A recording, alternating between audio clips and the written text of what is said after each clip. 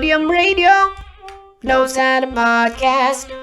Roadium Radio knows how to podcast. In the city of Wilmington, we keep it rockin'. So come on, shake it for me, Kelly. Yeah, Dr. Dre is in full effect, and I gotta tell y'all a little something. Eazy-E is down with us. MC Ring, you know he's down with us. DJ Yella is down with us. Arabian Prince, you know he's down with us. Tony A the Wizard is down with us. JJ Fag is down with us. Timmy T, you know he's down with us. DJ Pooh Boy is down with us. Toddy P and Spade, they're down with us. My boy Ice Cube, you know he's down with us. I like to mention, so pay attention to where I'm from, Compton, but the tapes are from the Roadium. My name is Dre, listen while I play. And by the way, I'm also down with NWA. Yo, Steve at the Roadium is down with us. Slanging funky tapes, it is a must. We're number one. Tony A. Tony A. When you're ready, go. Welcome everybody to Roadium Radio episode 38. Before I introduce my special guest on a special day, Tuesday, we usually do them on Sundays and Wednesdays, but today was the only day that I can get my guests together. One lives out of town, but we'll share a little bit more about that in a minute. But before I introduce them, once again, the Roadium Mixtape DOCUMIXERY, you can get it at DOCUMIXERY.com, unlimited streaming.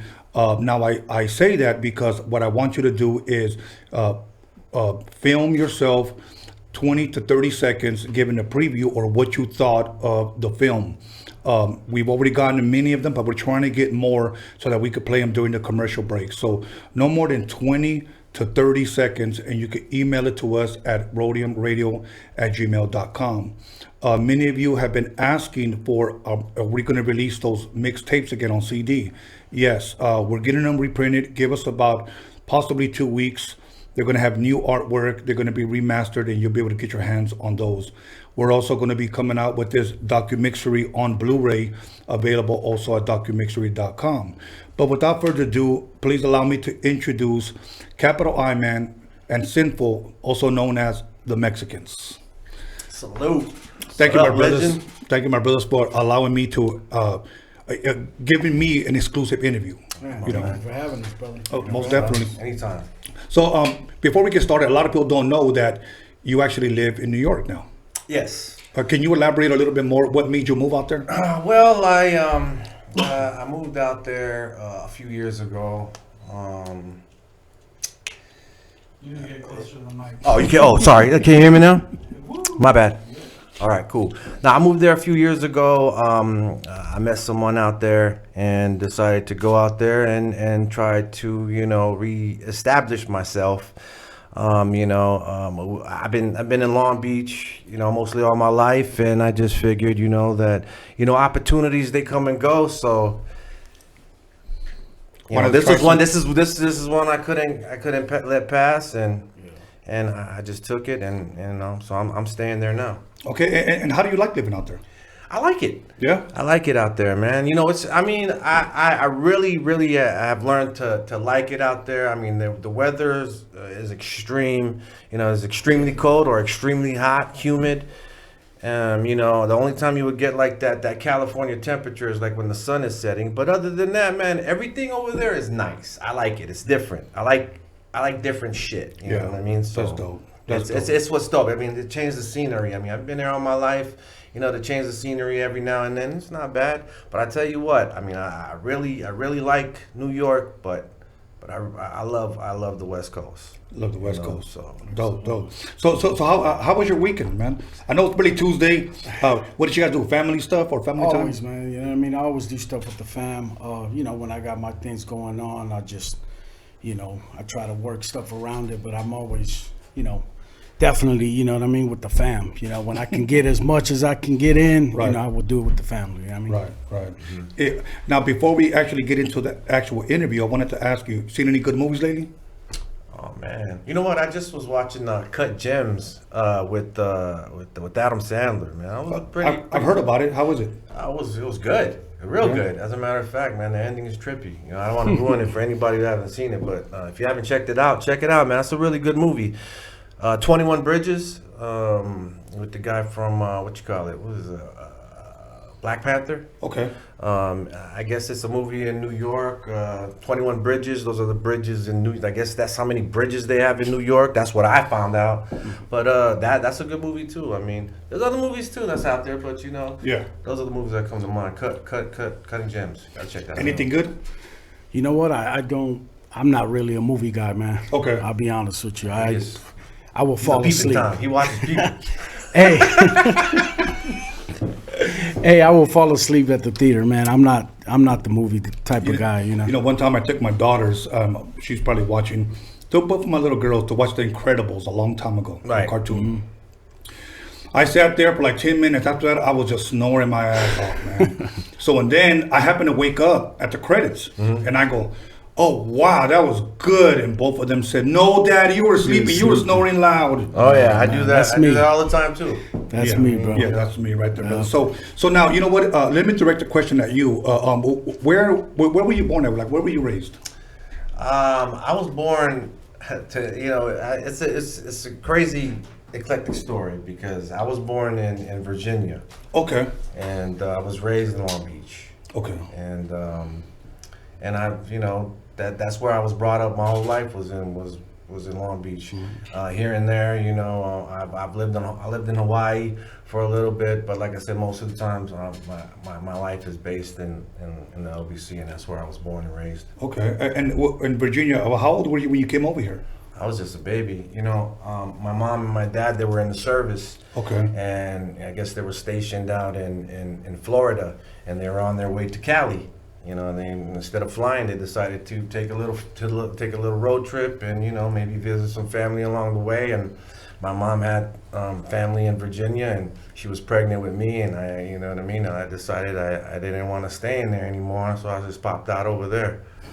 So, you know, that's how it happened. I mean, they definitely was making their way to Cali, Yeah. but I just, you know what I mean. Yeah. I just didn't want to wait anymore. And you've been in Long Beach pretty much ever since. I know you said you went to Hawaii. Yeah. How long were you guys in Hawaii for? Been in Hawaii for since my third, fourth grade year. That was for a few years, Okay. and then we came back here. Okay. Just curious, what part of Hawaii? On Honolulu, on Oahu. Okay. We used to live in, if you guys don't believe it or not, Hawaii, they do have projects. And if you look up the Palolo projects, it's called the Palolo projects. There's a projects that was there. We grew up in. Is that where we went? Yeah, that's where we went. And that was one time when we went over there, and I told Stan, I go, man, I'm gonna show you, you know, where I used to fucking fuck around at. And then we went there, and the guy, I think it was like 6 or 7 o'clock, and the guy was like, all right, so where you guys want to go? And I was like, yeah, take us to the Palolo projects.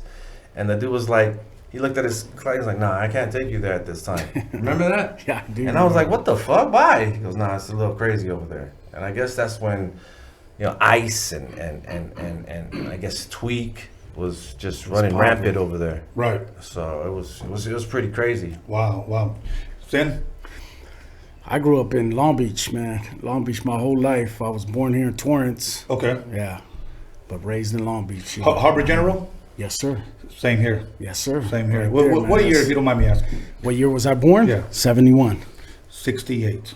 I'm gonna be 52. Yeah. You know what? And I can't wait, bro. I'm loving my life right now, bro. So I can never complain. Man, you Benjamin Button, man. You're like going backwards with the age, man. You know what I mean? Somebody on Instagram called me un pinche vampiro because he's like, man, you're staying young forever. I hope, but you know, I hope. But That's great, man. 52. That's Yeah, brother. and you just, you know, you got the swole now. Well, you know what? I'm thankful for that. It's hard work, and believe me, I love it. I usually tell people that my gym time is like my PE time. I look at it like it's PE class again. But now, growing up in Long Beach, well, no, because you moved around actually. What type of music would you say was usually played at home? Like, what type of music did you grow up to? What would your mother, what would your father play?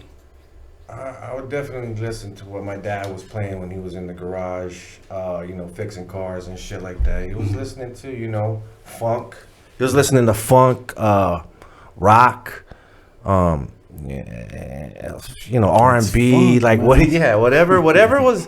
I don't know. My dad just had a weird taste because he wasn't just only like, sticking to just one type of, genre of music. He was like listening to all kinds of different styles, and I guess that's kind of like I'm kind of like him. I like rock, I like hip hop, I like punk, I like reggae. You know what I mean? And he had a wide array of music, and I think I got my taste and appreciation for it from him. Wow, that's dope. See, me, I grew up listening to rancheras. Right. My family, they're from Michoacan. Okay. So, I mean, 81, 82, I was into the whole hip hop thing when it first popped off, Right. It was, from Sugar Hill Gang down to Curtis Blow to Grandmaster Flash and the Furious Five. LL Cool J, Run DMC, So you just pretty much grew up with a bunch of genres of music being played at home, if you were, or with the homies or whatnot. Absolutely. Exactly. Okay. Absolutely. Growing up, you were playing any sports?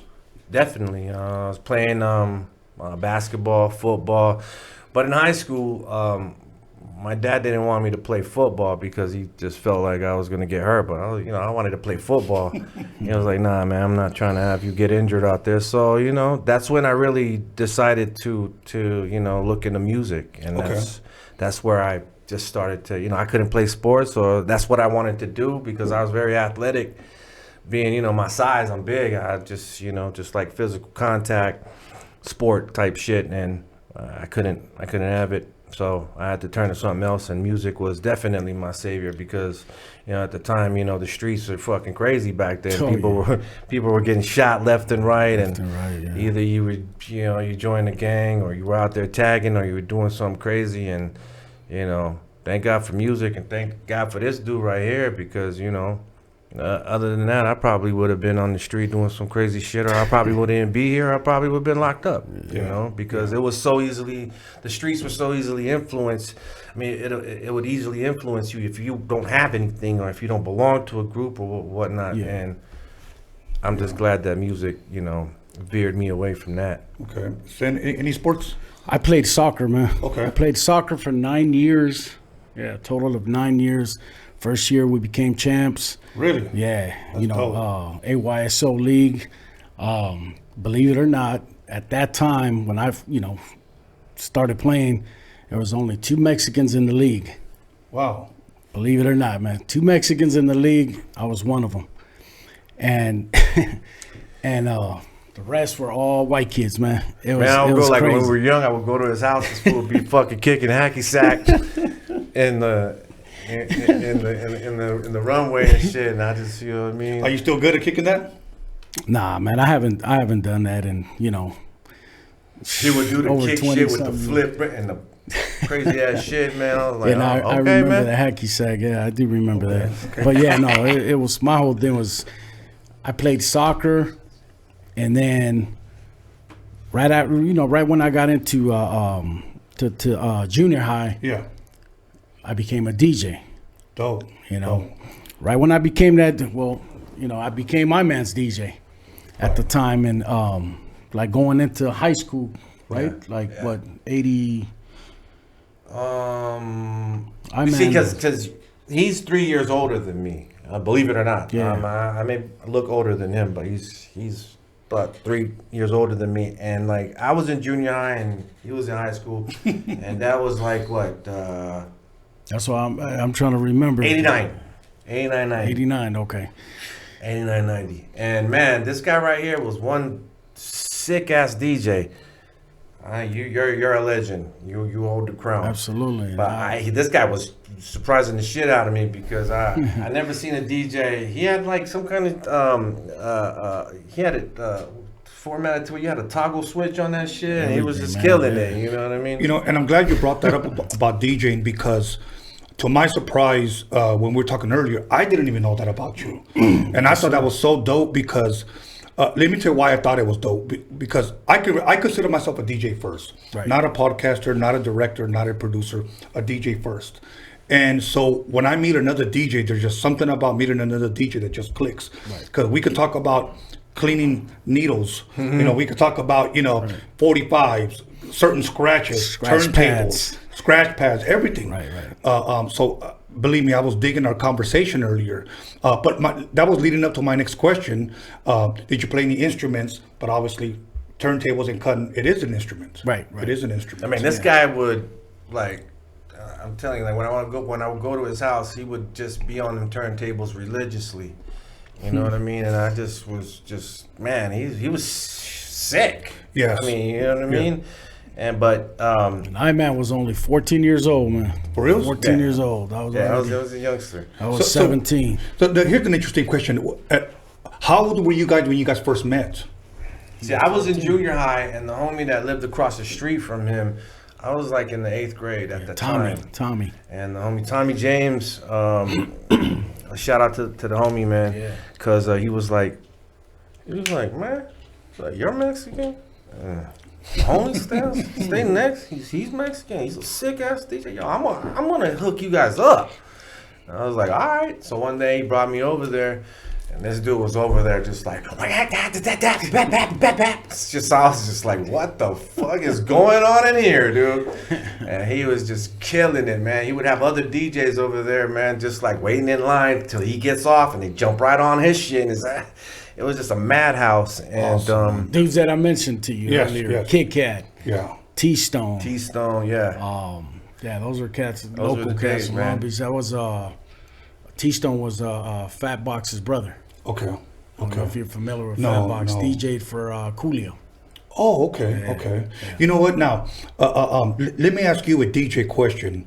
Who would you say, if any, might have inspired you, might have motivated you, or possibly who was the first DJ you ever saw that you said, I want to do that?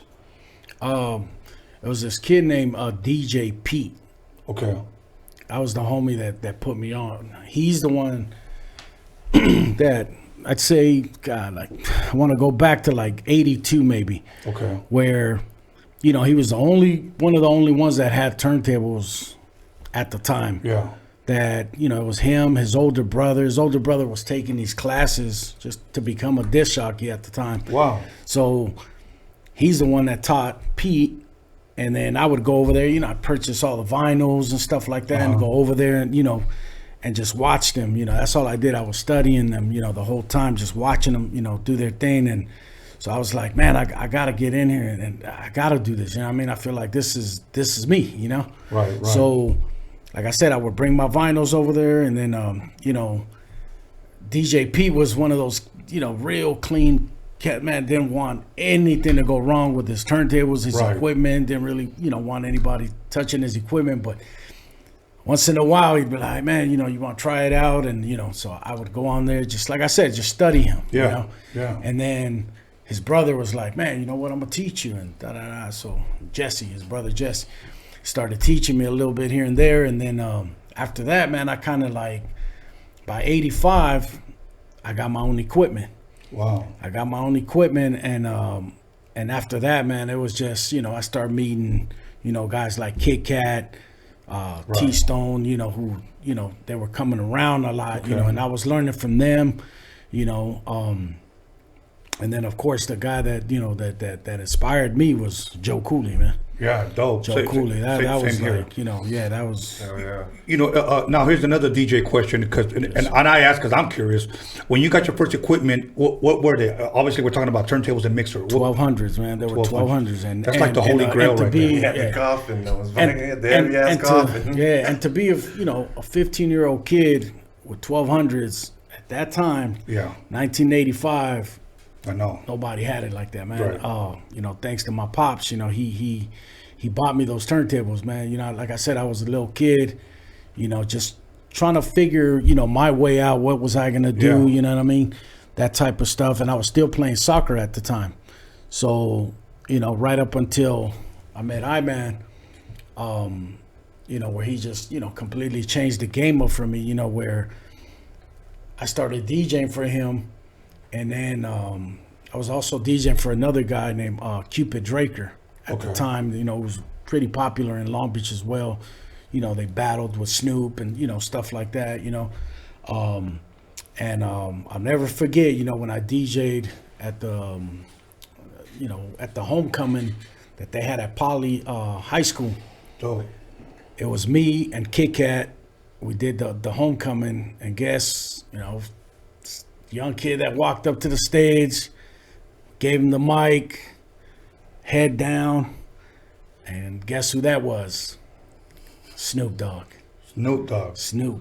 You know what I mean? I'll never forget that, man. That's something that I you know, it's just, Wow. yeah, I'm never ever gonna forget that. You know what I mean? But Roadium Radio exclusive here. yeah, Thank you, brother. And I still remember because he rocked that Kango hat. He had a little Kango hat on, you know, and it was just crazy seeing Snoop, man. You know what I mean? And now what he is, you know. Two other quick questions. What kind of mixes did you have, and where would you usually buy your vinyl from? At the time, I was getting a lot of it from the Paramount Indoor. Your guys' spots. We went there a couple times to the Roadium. We went to Music Plus. Okay. At the time, you know, I know Right. you remember that. Oh God. Any VIP at all? VIP Records, of course. You know what I mean? Yeah. That's, you know, that was A given. definitely, man. I mean, VIP Records was, you know, Yeah. just, you know, it wasn't far from us at all. You know what I mean? Now, leading into my next question, because you actually touched on it. Obviously, you went to Poly High School. No. I didn't go to Poly High. Okay. We did the homecoming. Okay. They hired us to DJ the homecoming. He went to Lakewood High. He I went to Poly. He went Okay. to Poly. I went to Lakewood High. Okay. Yes, sir. Did you play any football at all in Poly when you No, went there? that's when my dad said you can't play. Was when I went to high school. I mean, I played for the Poly Wildcats, which was Pop Warner. Right. But you know, as soon as I got to high school and I was gonna get serious with it, it just all changed. Now, any instruments growing up? Nah, no, not at all. Shit, I even wanted to sing, but couldn't even do that. Thank God for rap. Shit. Yeah. You know what I mean? Now, let me ask you, who would you say, if possible, was the first rap song that you think you ever heard that possibly inspired you to want to pick up the mic or start writing? I'm not gonna lie, man. That's gonna be L Cool J. Hello, Cool J. For me. I mean, you know, as the years went on, you know, like this guy, he put me on game to so many shit, and you know, I've grown to understand that, you know, there's energy, and then there's lyrical fucking caliber. Beast. You know what I mean? And you know, I'm not gonna take anything away from LL. He was dope at that time, but you know, people like Rakim and conscious rappers like KRS-One, when they came along, you know, they kind of put my penmanship to another game, to another level. You know what I mean? But like I said, but the beginning of it, LL Cool J, definitely, he had me just sold. Okay. And just for the sake of this interview, I just want to state that when you were DJing for him, you were just a DJ. You actually weren't rapping yet. I was not rapping there, bro. Okay. Not Now, rapping. who would you say encouraged you or inspired you to start rapping? Man, it was I mean, I was into the whole, you know, like you said, Rakim. I was into Rakim, Run DMC. God, there were so many of them, man. Yeah, Kumo D. So many greats, yes. You know, those were the cats that were moving me like you said, lyrically, man. You know what I mean? Because, you know, you had the other artists, you know, before that, you know, that had a different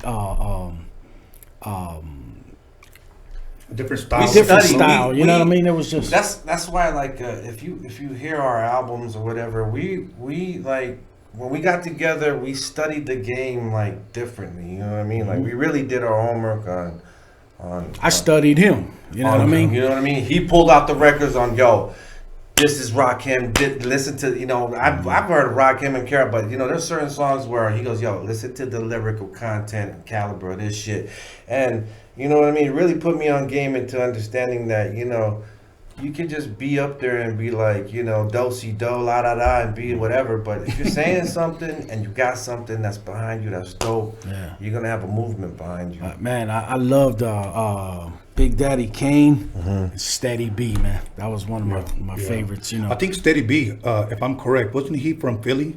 Steady B? I think he was from I think Philly. so. Yeah. I think so. He's But- definitely, He got locked up though, man. I remember, he did life or something. Yeah, something happened with him. Steady B was dope. Well, I'm sure as a DJ, we used to cut up his records as well. Yeah. You know, but yeah, it's nothing like cutting up a record. I remember when Joe, as a matter of fact, I got really close to him as a teenager, and he would see me cut, and I would be like, kick, kick, kick, and he would like tighter. And like, kick, kick, kick, kick, kick, kick, kick, and like, okay. You know, so he taught me how to get it clean, man. And but yeah, that was one of my, if not probably the guy that inspired me the most, encouraged me the most. Another guy that I never really got to chop it up with, Tony G. Yeah, Tony G. You DJ know. Tony G. Yes, Much man. respect to the OG, Tony man. G, man. I used to, man. That's And our Tony, brother, I man. think Love I've that told dude. Tony so many times, you know what I mean? Like Tony G, that I used to record him every Friday night. You know what I mean? When he had the Mixmaster show, the big Mixmaster show on there, and every Friday night, man, I remember him doing, you know, events out of Skateland, USA. You ever go to Casa? Casa Camino Real? I didn't. I was again. I was a little, you know, a little youngster, man, and you know, didn't have the, you know, the way to get up there. You know what I mean? But yeah, I remember that place for sure. I remember that. Yeah. Now, Abra, how old, if you can remember, would you say you when you started rapping? How old I was? He was probably 13 maybe, because he's put out his first. Recorded your first. You know what we used to joint do in back then? 14. Yeah, you know what we used to do back then? I used to get like 2 fucking radios, right? And I used to have one radio would have the tape cassette with the instrumental in it, and the other radio would have like the blank cassette tape in it. And I would press record. I'll play the instrumental on this one, and that is how I made my first demo. Really? You know what I mean? Wow. Let me tell you what the whole thing about the DJing, when we were talking about me going to DJ Pete's house to learn. I had a little boombox. I'm bringing it up because he brought it. I had a little boombox that I don't know. I'm sure you remember at the time there were those ones that you press the button and the little record player would come out. Okay. Do you remember? Yeah, okay. Yeah. So I would buy my vinyl.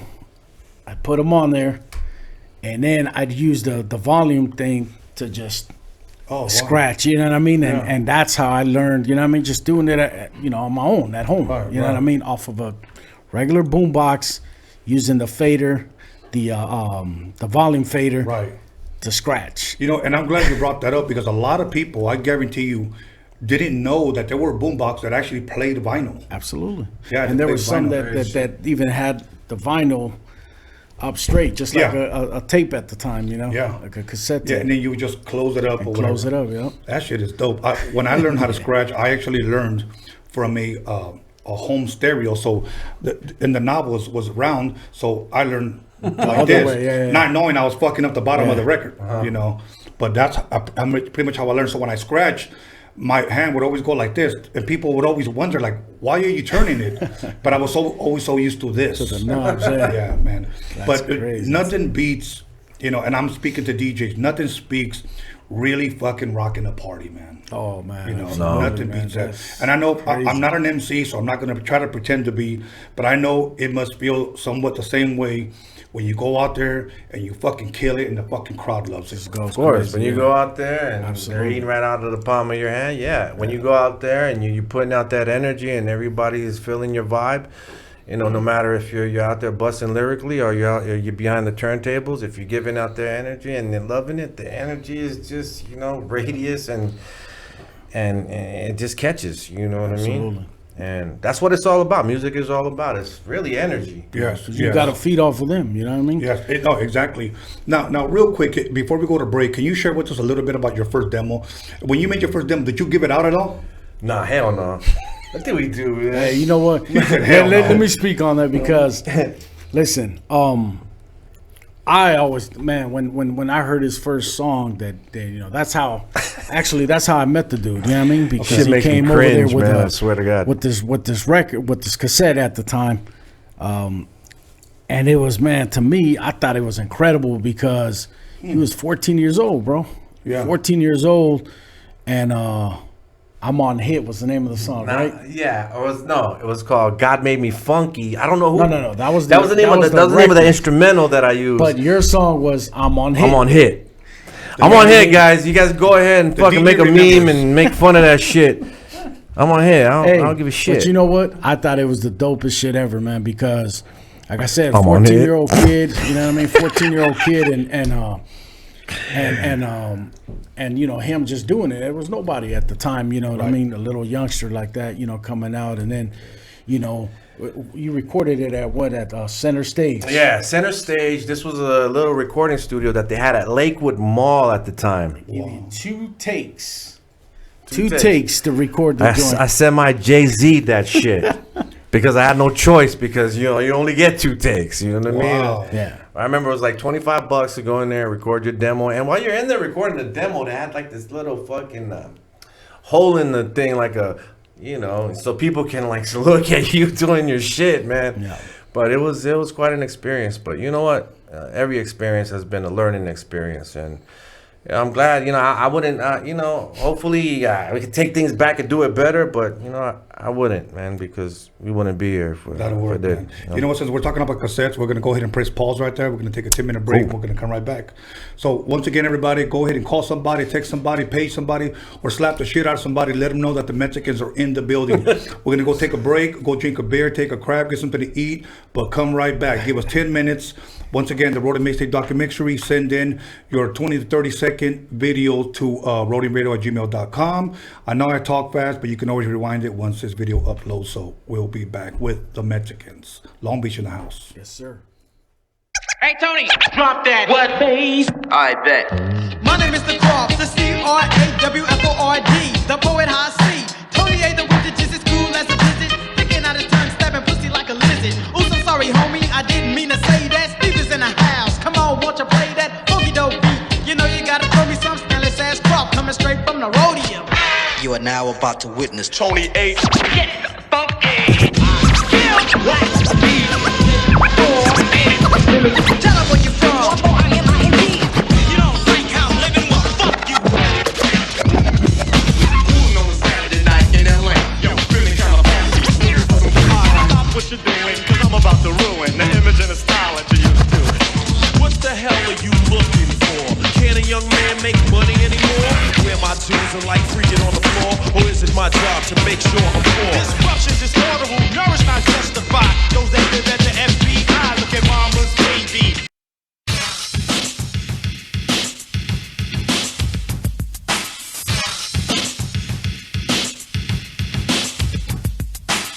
Do what it do, it's Mr. Little One chilling on Roadium Radio with the one and only Tony A and John motherfucking Elkins, boy.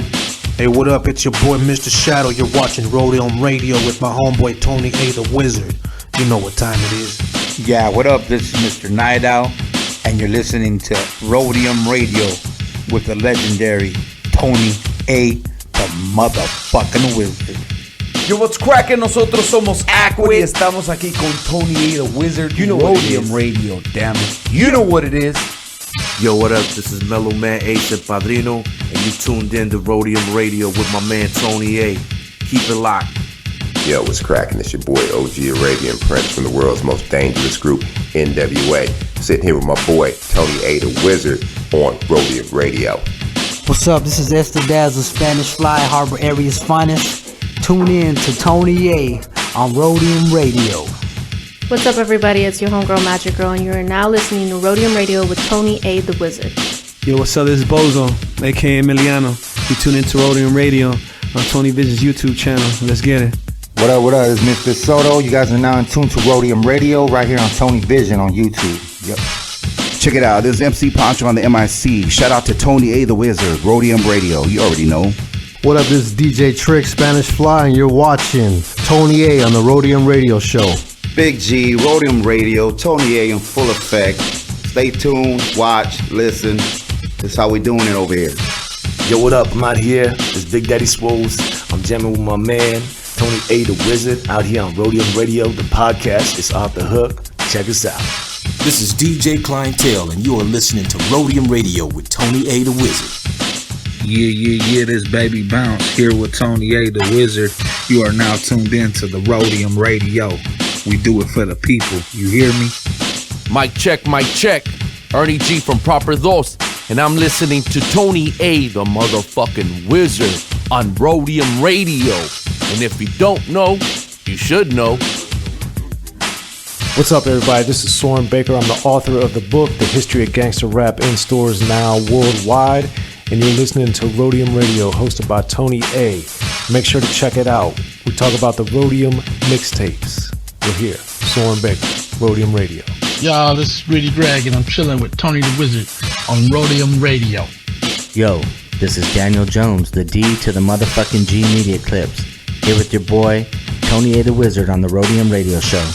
Hey, this is Swifty Blue. I'm right here at Roadium Radio with Tony A. the Wizard. Stay tuned. It's the KAS here live on Roadium Radio with the one and only Tony A. the Wizard.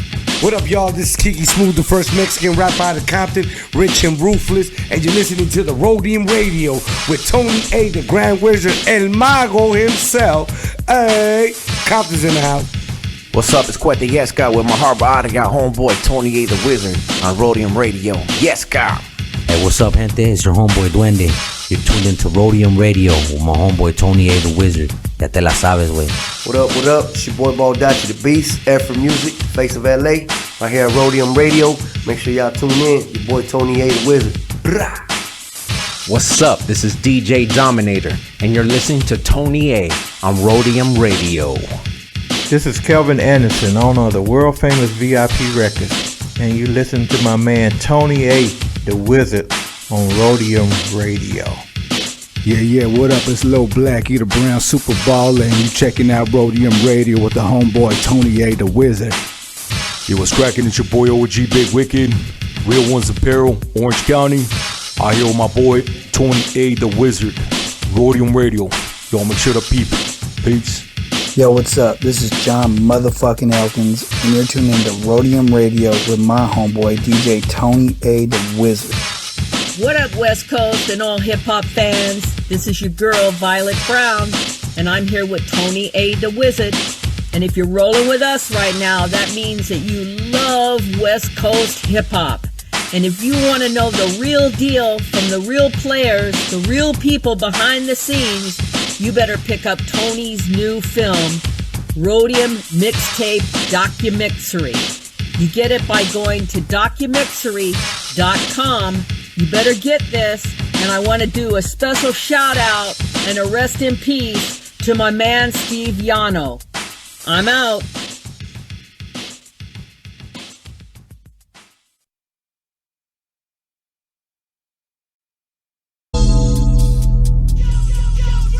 Check it out, right about now, Dr. Dre's on the wheels, and I'm about to cold tear shit up. Hey, yo, T, you got a level? Hit record, man. Get busy with Easy and Tony A on the 12 technique. See? Here's a little something about a nigga like me. They never should have been trying to take from the stage. Yo, this is your main man stage.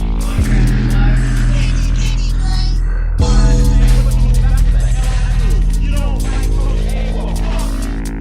I'm rocking shit at the Roadium.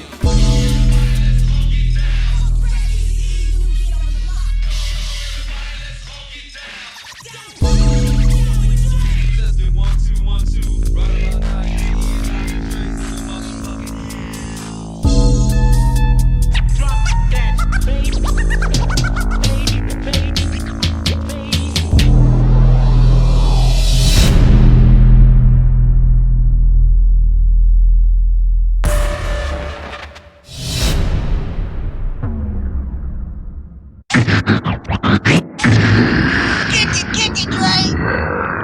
Just do 1, 2, 1, 2.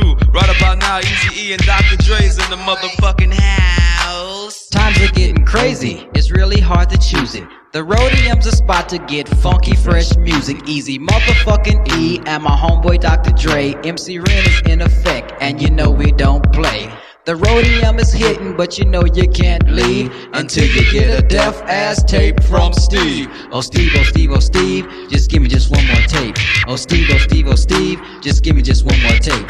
Oh Steve, oh Steve, oh Steve, just give me just one more tape. Oh Steve, oh Steve, oh Steve, just give me just one more tape. Yeah, man, I came all the way down to the Roadium swap meet, man, to pick up one of them NWA tapes, man. And I talked to homeboy Steve down there, man, and he said I'm fresh out of tapes, man. How the fuck you fresh out of tapes, man? He said cause they selling like hotcakes and shit, man. Got my man going down. Hey, Mom, what's for dinner? Lonzo, you ready? Yeah, I'm ready. You ready? Yeah, I'm ready. You sure? Motherfucker, I'm ready, goddamn!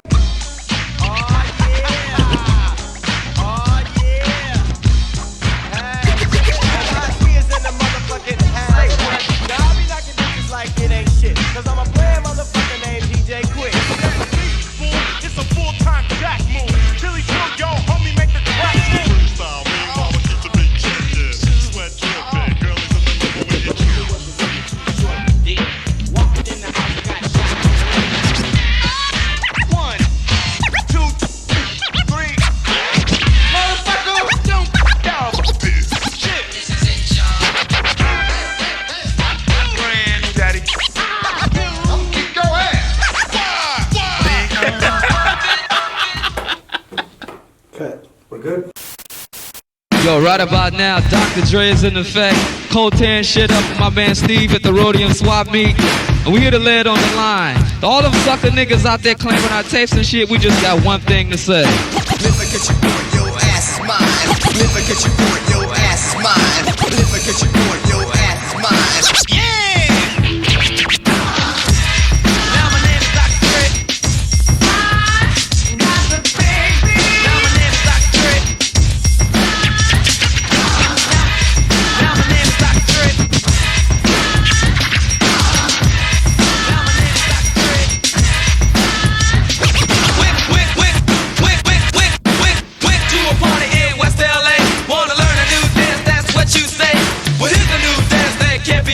Just step to the floor and do the cabin. Here it come, here it come, here it kitty come, come. Here it come, here it come, here it kitty come, come. Welcome back, everybody, to Roadium Radio episode 38. And before we continue this dope exclusive Roadium Radio interview with the Mexicans, let me give a shout out to my boy OG Big Wicked for blessing me with this Real Ones apparel. And speaking of Real Ones, also want to give a shout out to my boy MC Pancho from the city of San Pedro for blessing me with this hat. So without further ado, let's jump into it because there's so much that we got to cover that I doubt that we'll be able to actually finish it tonight. I would love to have these brothers back, but one living in New York and one living here in Long Beach, it's kind of impossible. So let's see what we can get. So we talked about your demo that you did at Lakewood Mall. Okay. Exactly. I just paused to read all the fucking comments, and all you guys are cracking this shit. Man, I love that shit, man. You guys are a bunch of assholes, and I love that shit, man. You guys are cracking me up. Keep it up. I love it. Go ahead. Sorry about that, Tony. Now that hey, in a good way though. In a good way. Yeah, that demo. Did you hand that out at all, or it was just like for you guys? Nah, it was just for us. You know what I mean? I mean, at the time, I didn't really feel strong enough to shop it. I just wanted to see how it would sound, and you know how the production would come out. And after I did that, we just started to, you know, I got with him. And we started to save our money back then. We started to save our money, and we recorded an album. Okay. Now that beat that you rapped to, what beat was it?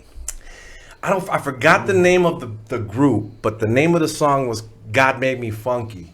Okay. And like in the hook was like "God Made Me Funky" or some shit like that.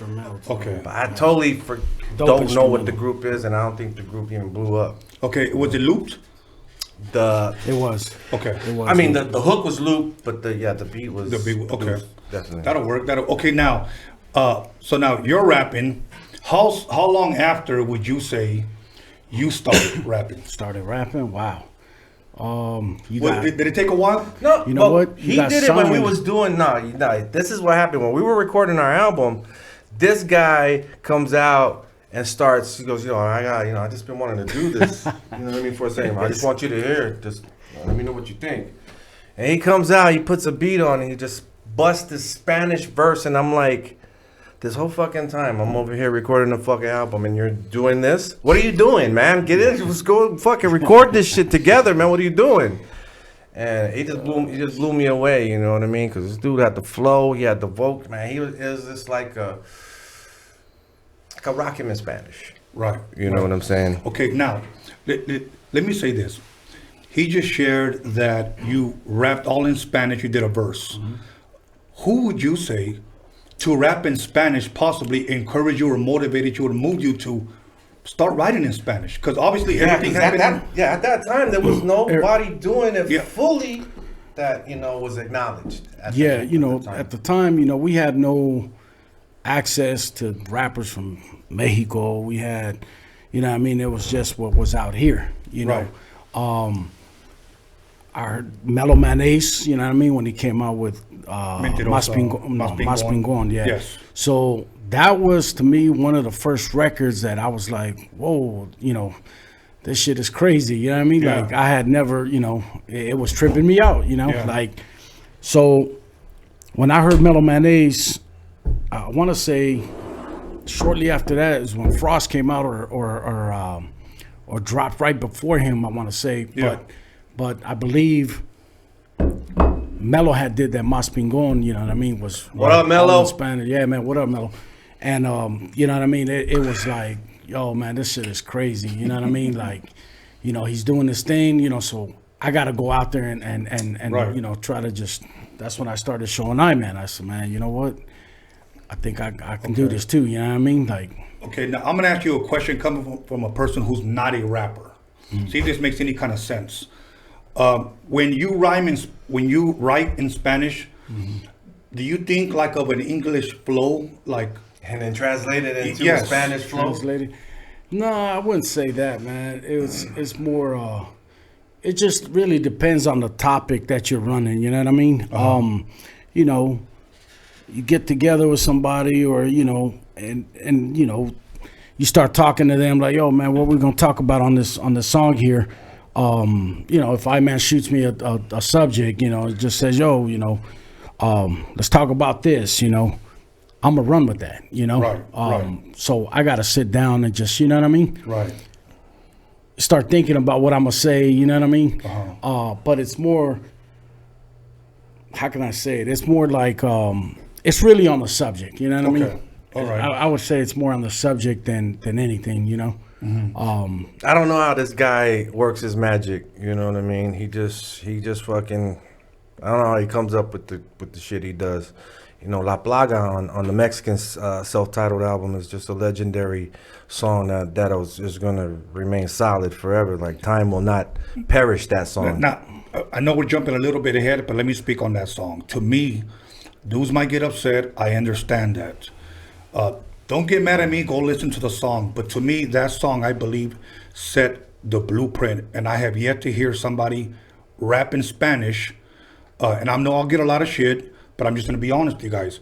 That's the blueprint, if you will, to... I have yet to hear another rap Spanish song that topped that. I appreciate that, bro. Top that. Appreciate that. And when I talked to you, I told you that. Yeah, I said, no, I appreciate that. Like, when we go to Mexico, that song is just like...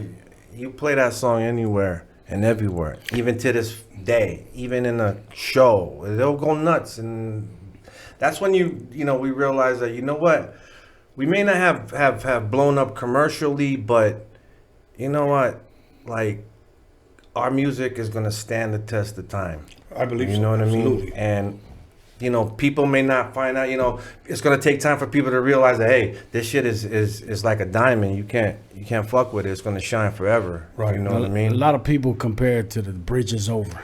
They said this is the bridge of Latin America. Well, I'm going to say that I was bumping that shit about 10 times a day at the gym. Man, years ago, when I first started working with Mello, I want to say like 96, 97. Yes, sir. And I was always bumping that fucking song, on purpose in front of him, okay? I love Mello. I love Mas Pingon, because I used to bump his shit. I told him all these stories, and I'm not a rapper, but I said, Mello, this is the song right here. And I said, and here's what I said.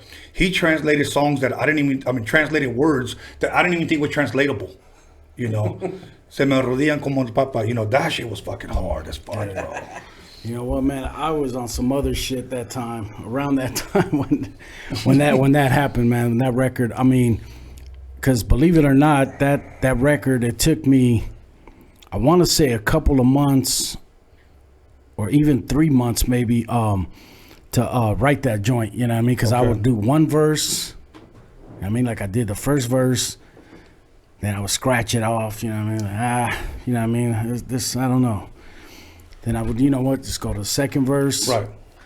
But I want to say it took me around 2.5 months, man, maybe 3 months to do that joint. And I was like, you know, I feel like this is gonna change a lot of shit up. You know what I mean?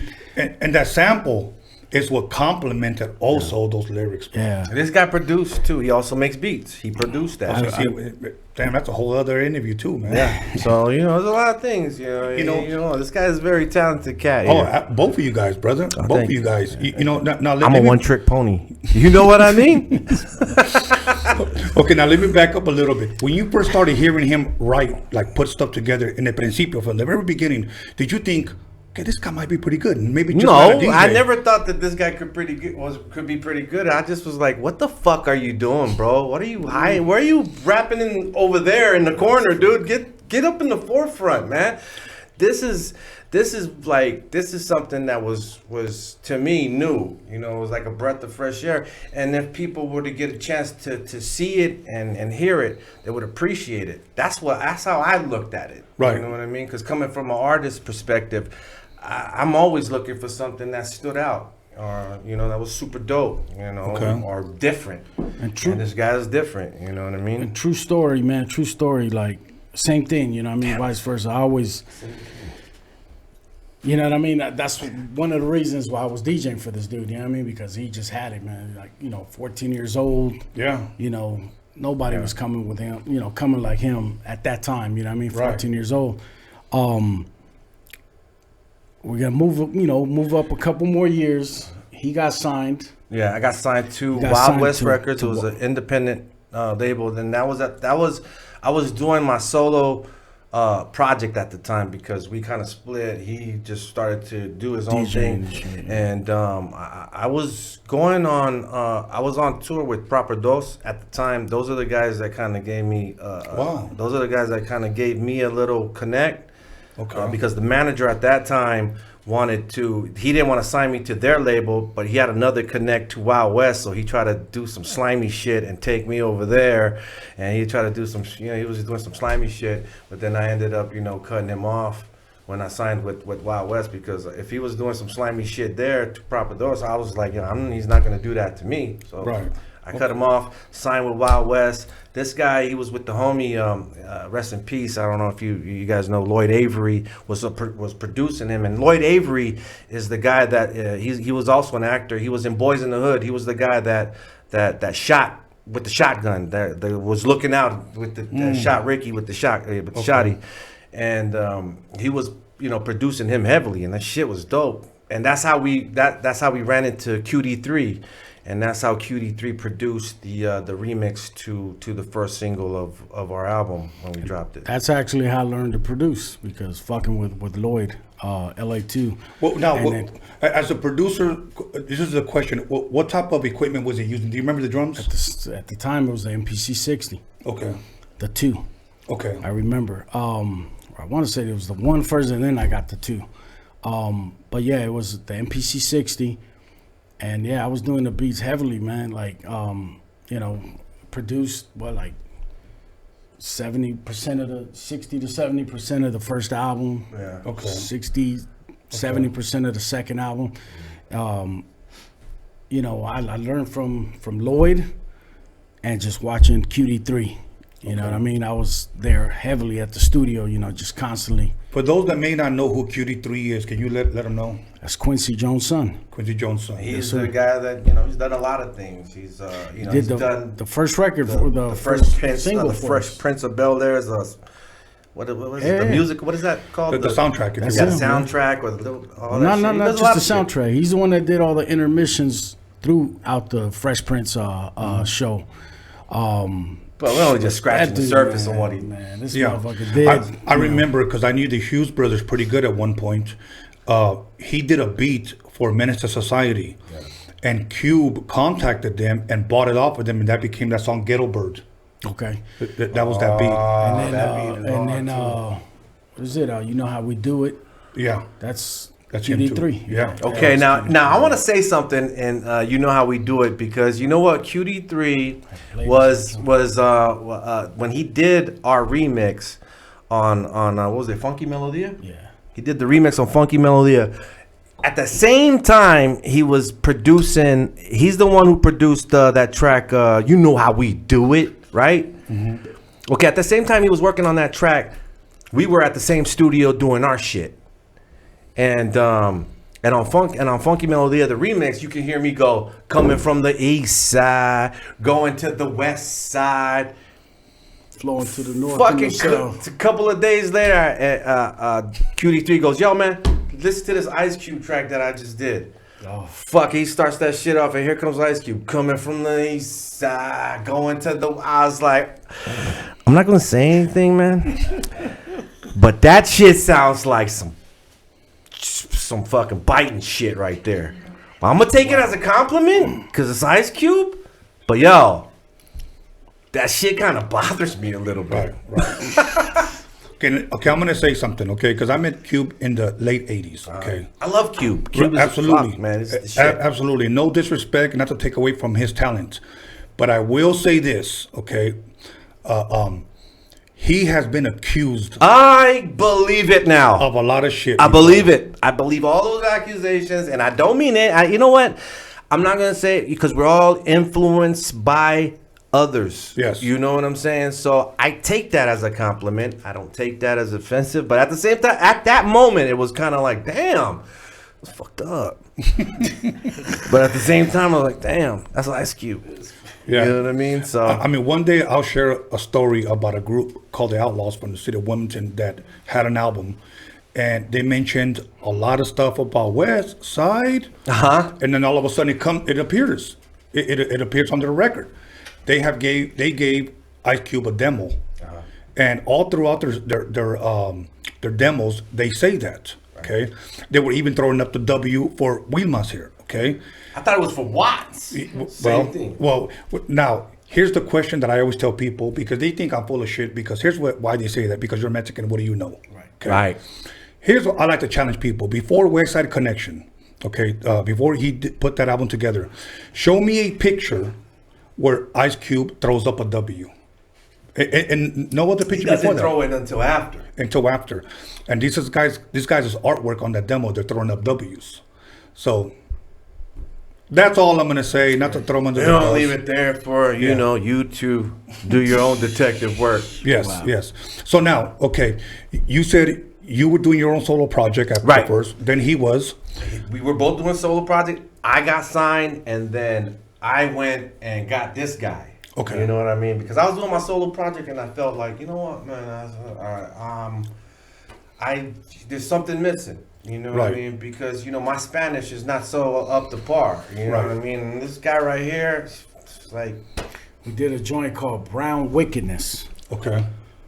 Which never made the album, by the way. Never even made the album, but the label heard it, and they were like, you know what? Fuck this shit. Because you had vinyl going on, right? At the time. Yeah, I already had shit pressed. It was ready to come out. So, but they ended up shut it down, bringing it back in and shelving it. You know what? We need to. What was the song about that you think that they heard that they probably thought no? I don't think it was the song subject. I think it was the potential of what was going on at the time, because the chemistry that me and this guy had was bouncing off of each other, and you know what I mean. It was a weird chemistry at the time, and it was, to me, maybe something brand new to those that, you know, that listen to hip hop. It was crazy because they took us to Motown and signed us to Motown.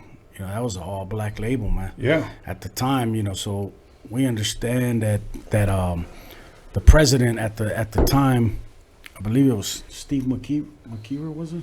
Was it Bruce? No, Steve McKeever, I want to say. So is it safe to say that you guys were the first Mexicans ever signed to Motown? Absolutely. I would, you know what, that's what That's what the rumor is. I mean, you know, if you want to do, I don't, you know, we don't know. But yeah, at the time we did something like that, and it's that was what was that, the second album or was it the first album? No, going into the second album. Going into the second album. Yeah. Okay, and you were finishing up that you guys signed to Motown, right? Sin? Yes, sir. Yeah, so you guys actually got signed. Do you remember about what year that was? 90. You talking about from Motown? Yeah. So 93? Motown was that was 94. Yeah, 94 going into yeah. Okay, so let me catch up with you guys. You guys get back together again. Mm-hmm. You guys do the first album together. Right. Yes, okay. Now, did you always have capital I Man? What was your first rap name if you had one? It was I-Man. It was I-Man. Capital. It was Intellect. As a matter of fact, it was Intellect. Okay. And then, you know, when I realized that there was nothing intellectual about me, I just fucking broke it down to the acronym. You know what I mean? I was like, yo, I'm just gonna call myself I-Man. Fuck it. There it is. There it is. El Pecador, Sinful. Has that always? Why? Well, first give us if you did have a different name and why Sinful. First, it was the name was Sin. Okay. S-I-N. It was given to me by a dude named Tony G. And not the West Coast Tony G. It was Tony G, Tony Green. That was out of Minnesota. We had this other little side group going on at the time. So many stories, man. You were just gonna just bug out. I'm gonna say it real quick. It was a little group that Tony Green, you know, was putting together. It was it was One Nation or United Nation. I don't remember the exact name of the group, but it was One Nation or United Nation. It was me, dude named Kelsey, Elemento from the Visionaries. From the Visionaries, and Key Cool from the Visionaries. Key Cool. He was the DJ, yeah. But he put Cool the was my group DJ together. too. He put the group together, and you know what I mean? Like, it wasn't happening. You know what I mean? Like, you know, dudes living. This in one's for Minnesota. everybody doing the comments. Cheers. We had, you know what I mean? Some of the dudes were in Minnesota. We were out in Cali. It was just, you know what I mean? Yeah. And then the dude, Tony Green, was just, you know, doing his thing, you know. So it was kind of hard to keep the whole group thing going. But that's when we ended up linking up, right? Right. And he's the one that gave you the name Sin. Do you know why? He just came up and said, man, I just feel like it's guy's sin. You know what I mean? He said, man. Hey. He just said, you know what? I feel like, you know what I mean? You're I think just you know, like when you give names, you know, like Tiny, it's the opposite. You know what I mean? Right. He's far from the simple guy. You know what I mean? This guy's a really good guy. He's a good guy, 100% good guy. So he gave me the name. And after that, you know what I mean, we ran with it, and then that's when we got the deal over at Motown. I ended up titling it. I ended up stretching it out to Sinful. Then later on down the line, it said, you know what, everybody's saying Sinful. What is Sinful? Da da da. Mexico was saying El Pecador, so then we just said Sinful El Pecador. That's just hard. You know what I mean? Not to get twisted with El Pescador. No. Definitely not. So now let me ask you this, because this shit was so bold for me. I mean, when I saw that fucking name, to me, it was like a fresh breath air. We have a story for that. Okay. How the name came. Yes. How the name came.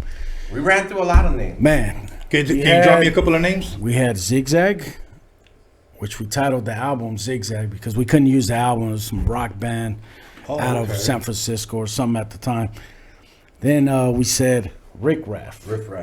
Riff Raff, yeah, my bad. Go ahead. Here goes the comment section. It's about to explode. All right, so Riff Raff, that was taken.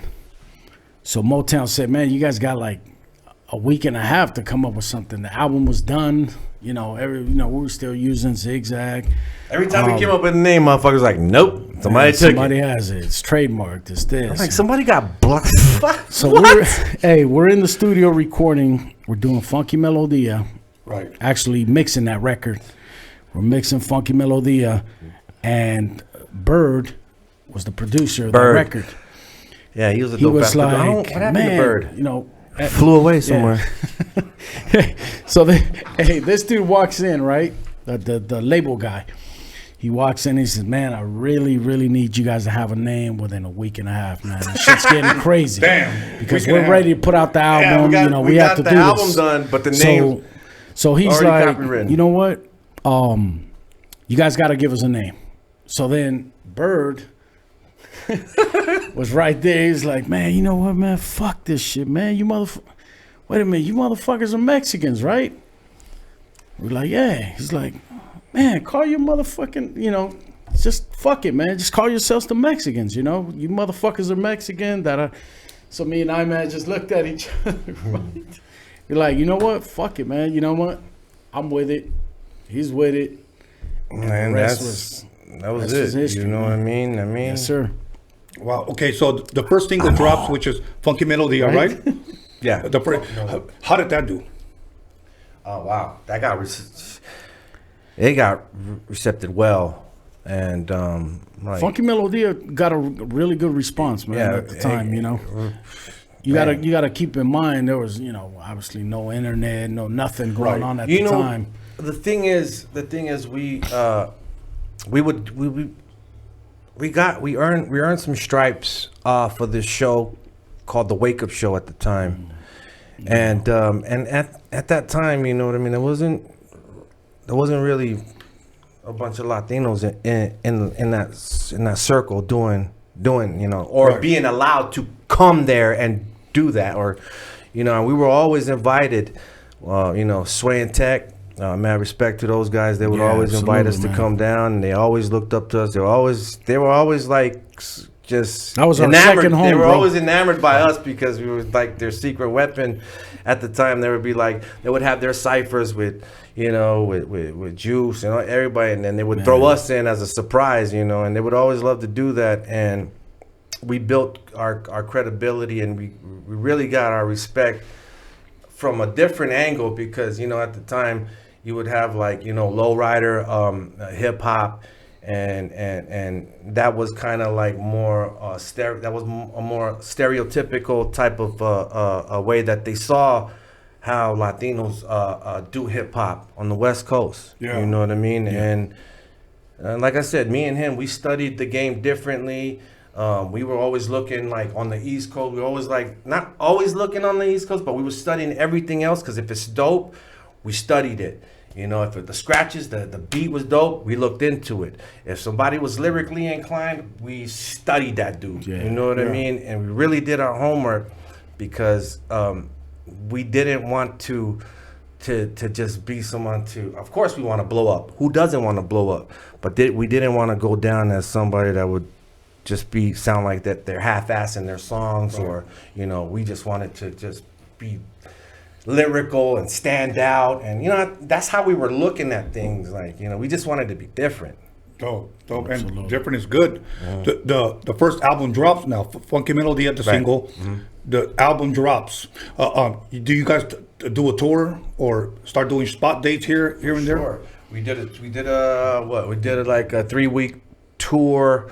From coast to coast when the album dropped. That's the time when we was in our mobile home, and we went to the hotel for the first time, and then our driver was so high that he didn't even see the top of the route, like the top of the thing, right? We pulled into San Francisco. Tell him that shit, man. We pulled in, the hotel we pulled in, and the guy didn't measure that he couldn't drive the motorhome in there, but he decided to drive the motorhome. He's on his phone, he's smoking weed.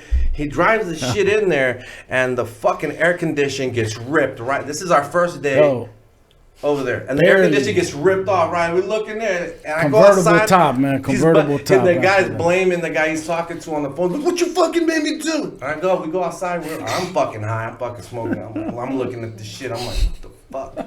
What just happened? I'm like, man, it looked like Superman went up there and ripped that shit open, man. What the fuck's going on? And that's what started off our fucking 30-day tour, coast to coast. Because we went all the way to the East Coast. We drove all the way to the East Coast first. That show was in Florida. And then we started to trickle down here. Wow. So that was quite an experience. We got tons of fucking stories, man. It's just ridiculous. Crazy, I don't know if we bro. have enough time, but Man. we definitely got to come back and continue this because we got so much to say. Most definitely. Now, you know, we got 2 minutes before we go to break. I wanted to ask you a question. I know how he feels because DJs are a little bit different, but I want you to tell me how you feel. When you first took the stage as a rapper, were you nervous? I'm gonna tell you this. The first time I took a stage, we are nervous. We get nervous. If you don't get nervous, then you're a pro or you're the shit. But we got nervous. The first show I did was for the Wake Up. The first show we did for the Wake Up show was nerve wracking because that was the crowd that we really wanted to win. Yes. You know what I mean? And we did. And I went over there. I fucking put the hood over my head. Remember that shit? I wasn't even looking at the crowd. We started the set with a song called "You Don't Even Know Me," which is on the Mexakinz self-titled album. That shit cracked it off. Next thing you know, I put my hoodie up and everybody was in the front talking about, "Oh, so these are the motherfuckers, huh? All right, let's see, motherfuckers. Let's see what you guys are gonna do." And we ended up murdering that shit. So, what about you, Sin? Do you remember the first time you took the floor with the mic? You know what? I want to say the first time I want to say the first time was for a show in Santa Monica, was it? For it was a what was it? Damn, it was a fraternity, I think. Mecha. Do you remember that? It was way out there in Northridge or something. Northridge. That was the first show that we ever did. So it was before. We did a show with before the Wake Up show that was out there. What was his name? It was Aslan Underground. There you go. The guy that Aslan had like Underground. a thing on his mouth every time. Yeah. Like the handprint on his mouth. It was that was our first show that I remember. It was in Santa Monica at Northwest College, I want to say. Yeah, that shit was crazy, man. Because we were nervous. I'm not gonna lie. Yeah, the first one was definitely for me. I got rid of my nerves early on when I first started DJing in junior high school, but a lot of people overheard that story. So now me standing up, I still get nervous. Reals? Yeah, I still get nervous. Okay, and you, Sin? I mean, after a couple of these, I'm good. Sin, you know what he likes to do? This is his ritual before we go on. I get nervous. I pace back and forth. This guy's over there is like, I'm about to take these 3 shots and I'm good. And I'm straight, you know what I mean? That's the shit. Dope. Okay, check this out. We're going to go ahead and hold that thought real fast. We're going to come back. We're going to pick it up because I want to talk about the Mexican second album cover. Like what inspired that. Okay. All right. So once again, everybody, we're going to take a 10-minute break. So make sure you call somebody, text somebody. As a matter of fact, break a bottle over somebody's head and let them know that the Mexakinz are in the building. We'll be back in 10 minutes. So go take a crap and come back. All right. See you guys. Yeah. We heard about this young kid from the Harbor area named Tony A, and he was a DJ, Holmes, and he was going in with the big stars, you know what I'm saying? And he was like one of us going in and infiltrating inside of all these MCs, you know what I'm saying? A Roadium mixtape is just mixed of different types of music, no matter what genre it is. And like I said, it's like making your own musical movie. When La Raza came out, man, even the amount of sales of the single of La Raza that got moved out of the Roadium was crazy, bro. And that song just got played and was played in all the stands over there. And I was blessed to go back one time even to see it, and I want to say in 91 or 92. Although they were not black, they were Oriental, Asian, whatever you want to call them, they were cool. And they embraced everybody, blacks, Latinos, whoever came to the swap meet to want to buy music, they were record people.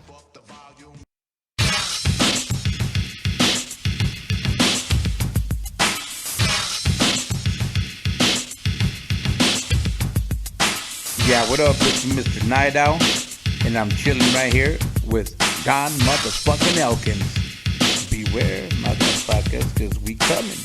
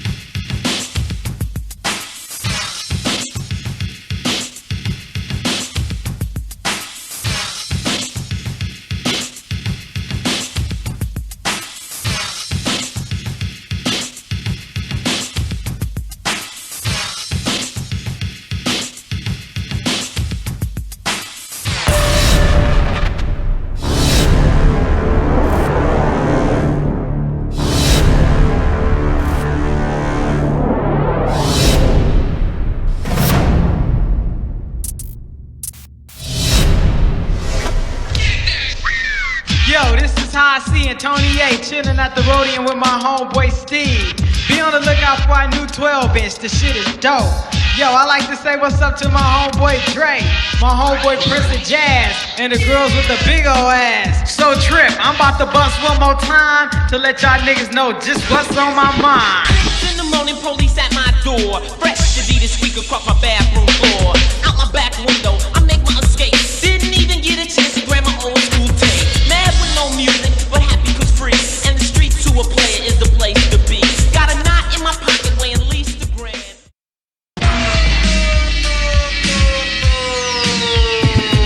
Ice Cube getting dumb at the Roadium with the funky drum, and you know my man Steve can get some.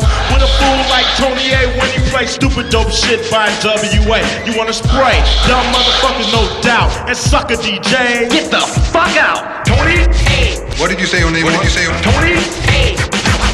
I have won 1 million battles. Lights, cameras, action, sound. Give me that mic, I'm about to go down. Thinking of a master plan.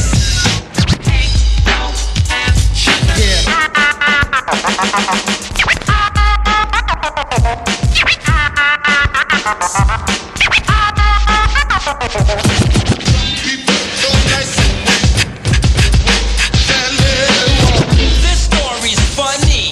I met this girl and she had money. Yo, her, take it from the top. Get that shit, new chump. Power move on. If you mess with me,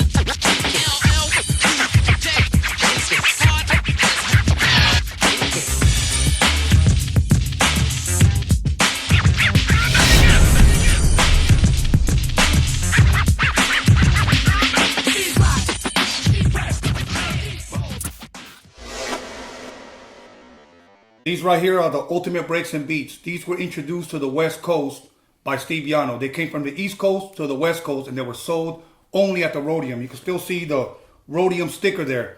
And these are called, once again, the ultimate breaks and beats. If you're a DJ or a producer, you better know what these are. If not, don't call yourself a DJ or a producer. Me and High C right here, we know about these. Back in the day, I would have doubles of everything. Here's a quick story. When Ice Cube left NWA, he came over to my pad, and I was playing some beats for him. Before he left to New York to do his album, America's Most Wanted, he actually asked me if he can borrow a set of my Ultimate Breaks and Beats. I let him borrow it, never saw the dude again, man. I guess that's what he meant by Jacket for Beats. But you know what? Much love to Ice Cube. He helped put not only Compton, South Central, but West Coast on the map. So much love to him. But once again, these are the records that Steve introduced to the West Coast. You don't believe me? Ask Dr. Dre. Welcome back, everybody, to Roadium Radio, episode 38. And I'm here with none other from the city of Long Beach, the Mexakinz. So we're going to go ahead and jump right into it. We're going to cannonball right into it because we need to finish this up. And there's so much that we got to cover. As a matter of fact, I served myself a shot. Nice. And I have myself a beer. We drank all the Modelos, but now we just have Stellas. So other than that, you guys released your first album. Okay, did good. You guys work on your second album. How soon after of your, if you will, the first album to the second album, was there a time, if you will? A year or two? It's like a year apart. Okay. That was a year apart. Okay. I believe we dropped Zigzag in 93. It was actually 2 years apart. 94, Zigzag dropped. 96 was... Well, there you have it. Yep. 96 was the the self-titled Mexakinz album. Okay, now that's what I want to talk about, is that what tripped me out was the album cover.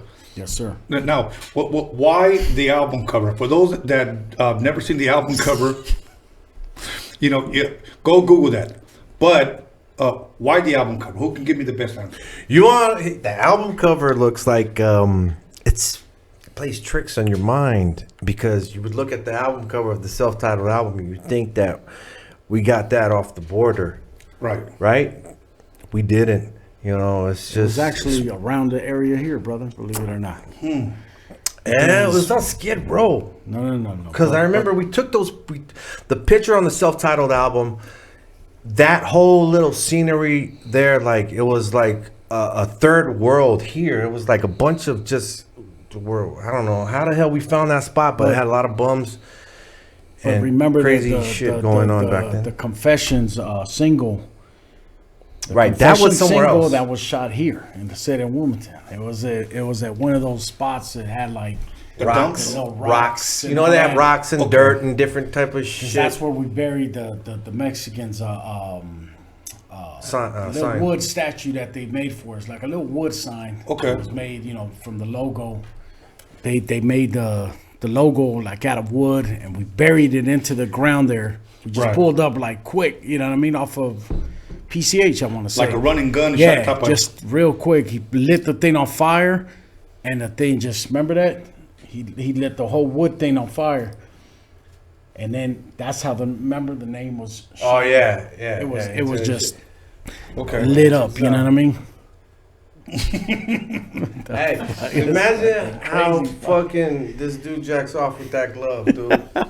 Yeah. Exactly. Okay, sorry about that. My Okay, bad. so now a lot of people thought for a long time that was actually the wall going around the Mexican border. Right. Okay. Did you guys mean it to look something like that or not really? You know what? The photographer just put it right up against the wall and took a picture of it, and it was like, gee, shit, man, that fucking. We all thought it was dope. Yeah, I mean, after he did that, he did the cover. Yeah, but it wasn't meant, Okay. No, it definitely wasn't meant to look like it. It just happened. You know what I mean? I mean, the rusty fucking tin fence, aluminum door. What was it? Just went and being the name, you would assume. Right. You know what I mean? And it made sense. There was a lot of people for a long time that thought that that's what you guys were pretty much pointing at, if you will. Right. Then put a wall. Of course, it made sense. Yeah. Now, what a lot of people didn't know that at that time, Mexico actually did have whatever, if we want to call it a wall or a fence, there was already something there. Right. And obviously Trump is just trying. Fuck Trump. Yes, but what I'm saying is he's trying to build something now, But I wanted to bring it up because a lot of people actually thought that was the actual Mexican wall. But I would shove this fist up Trump's ass if I could. That's my word. Oh God. So now the album drops. What is the first single? On the second album. On the second album. On the second album. Was it Problems? Was it, or You Don't Even Know Me? No, it was Problems. Wasn't it? Problems was a Sinful solo song, and we shot a video for it, I remember, and was like a one shot deal, like through the whole song. Really? Yeah.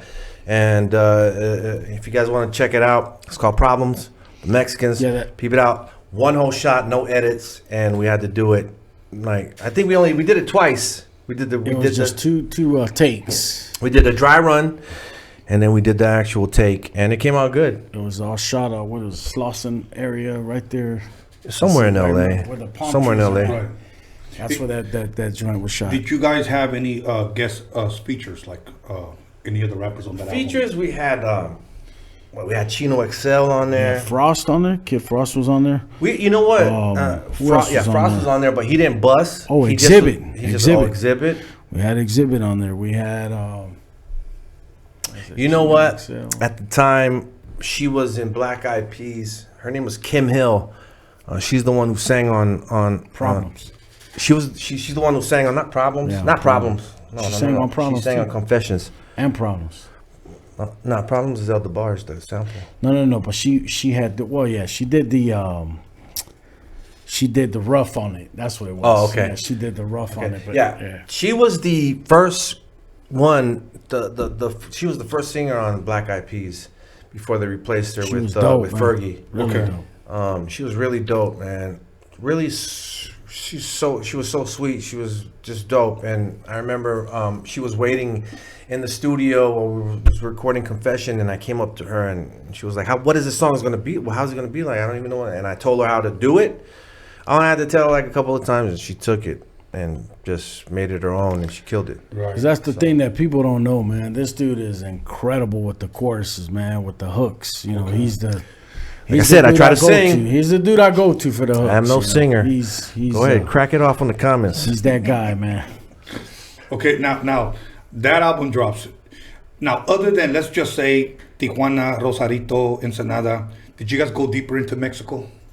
That's the thing. We never, ever got that opportunity.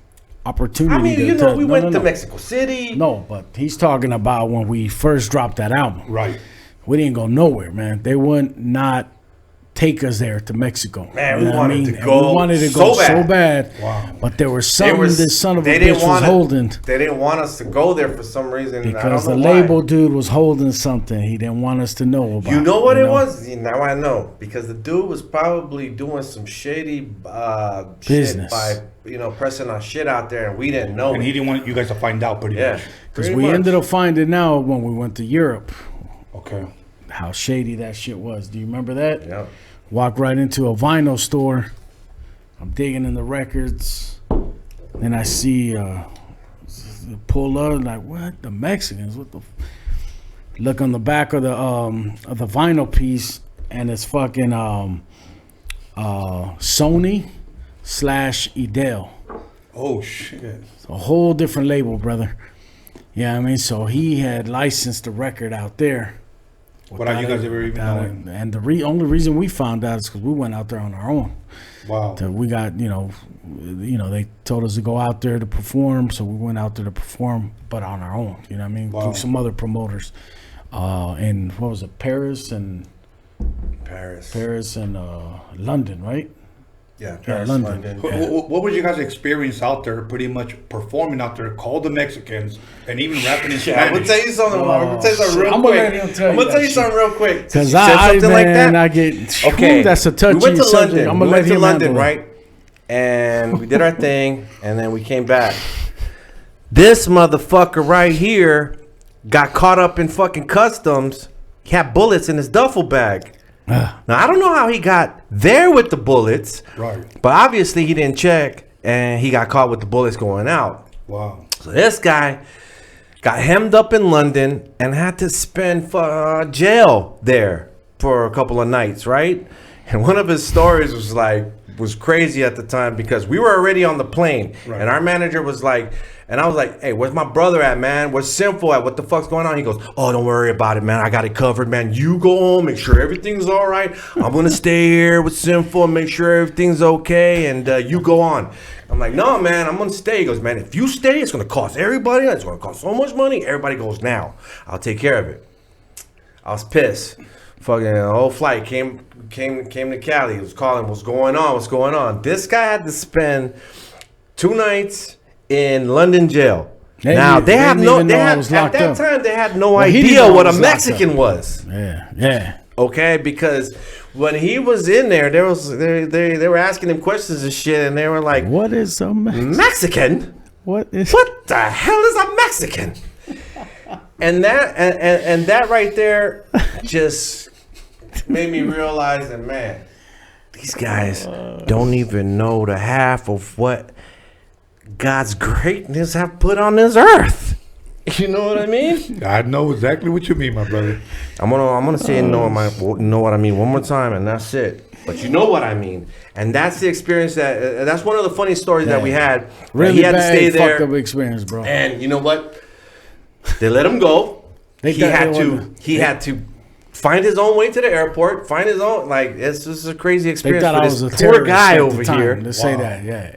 Wow. From the streets of Long Beach to the streets of London, like, bitch, fucking find your way back home. Let's see how tough you are now. But he made it home. Look at this guy. He's back. Yes, sir. But man, so thank many God, stories. man. So many Wow. stories. Yeah, thank God. Now, you guys went to London. How long were you guys there for? We were there for a week. Was it? Yeah. We was there because we went to Italy, London, and it was Italy Paris, and London. Paris. And did we go to Amsterdam? No, we didn't get a chance. We had to Oh, leave and the this next guy day. right here, we was up in London, and we stopped at a Domino's over there, and they served like goat cheese pizza, right? And this guy, I don't want to listen to him sometimes. He's like, man, get the goat cheese pizza. That shit is fucking bomb. And I'm like, all right, whatever, man. Cool. Can we get the goat cheese pizza? Here comes a goat cheese pizza. Shit smell like fucking athlete's foot dipped in asshole. And I was like, man, you gonna eat that shit? And he was like, man, it's the best pizza. I go, all right, let me see you eat that shit. Nope, he just left it right there. Wow. I was like, what happened to the goat cheese, the best cheese in the pizza? What happened? Oh, shit. Man, I tell you, man, it smelled so bad. I don't even know how people put that in their mouths. Yeah, wow. Now, I'm going to say something that people might get mad at me because I'm sure there's a lot of Mexicans watching. One thing that did trip me out, whenever I would go to Rosarito, Ensenada, TJ, whatever. Right. Whenever they would order pizza, I saw a lot of dudes that would pour ketchup on top of their pizza. Okay. Oh, my God. That's disgusting. I'm sorry about that. You saw that before? Yeah, I've seen what I'm talking about. And I never understood it. I would see guys, and I would be like, what the hell? That's their sauce. I never understood it. Cool. But then again, I've seen other morons out here that pour ketchup on their pancakes and eat them. So, damn. Yeah. So damn, you just took the whole shit to another level when you said pizza and then pancakes. Wow, man, this world is weird. So now let me ask you guys this, because I think this is an interesting question. You guys ever meet possibly other Mexicans from Mexico that rapped in Spanish? Absolutely. That possibly, of course. That they have said, you guys inspired us? Absolutely, tons of them, man. You know, out of respect for all the artists that's coming out from Mexico, and that's came out from Mexico, they had nothing but great things to say about us, and you know what I mean. They always tell us, we've influenced them, and that makes us feel, you know what I mean. That makes us feel great because, like I said, we're painters in a way. We don't know how our pictures is gonna affect people. People come up to us and say, "Man, that song, this, that." Fucking helped me through or motivated me in some type of way. You know what? Sometimes that feels better than a fucking platinum record. Yeah. No, absolutely. Now, I'm gonna throw a name out there, and let me ask you if you've heard of him. You ever heard of a guy named Duende? Absolutely. Okay. Duende, I interviewed him not too long ago. Much love, much respect to my boy Duende. When I interviewed him, looking at the comments and then leading up to his interview, there was a lot of people that were saying, Sinful, it's at the top. But if there's anyone that will give him a run for his money, it would be Duende. And I shared that with him on here. My thing is this. I never tried to be better DJ than somebody else. I always wanted to be different. Yeah. So I don't say that as to build a competition, but I tell that because he has his own style, you have your own style. And both of you guys are different, but I love both of you guys' shit, bro. Yeah. So when it comes to just straight all Spanish, I would say Pecador, Duende. Yeah. So much respect to Duende, you know what I mean? Yeah, no, definitely, man. Respect to the homie and shit. Yeah. Listen, man, like it makes me, it does something to me to see mi gente doing what they do, you know what I mean, and striving to be the best in their craft. I can only respect that, I can't get mad at these young kids doing what they're doing, even though what they're doing is different from what we're doing. Yeah. You gotta let the kids play like we were demanding that the old school motherfuckers let us play at the time when we were at that age. So it's their playground right now. You know what I mean? It's this is and I'm not kissing anyone's ass. This is a young man's game, to be honest with you. You know what I mean? You gotta let these young kids play because, you know what? At the end of the game, at the end of the day, they're gonna run this shit. Yeah. You know what I mean? So you gotta let them play, and you gotta let them do what they do, just like you wanted an opportunity to do what you wanted to do. Yeah. And that's how I see it. Now let me ask you guys a controversial question.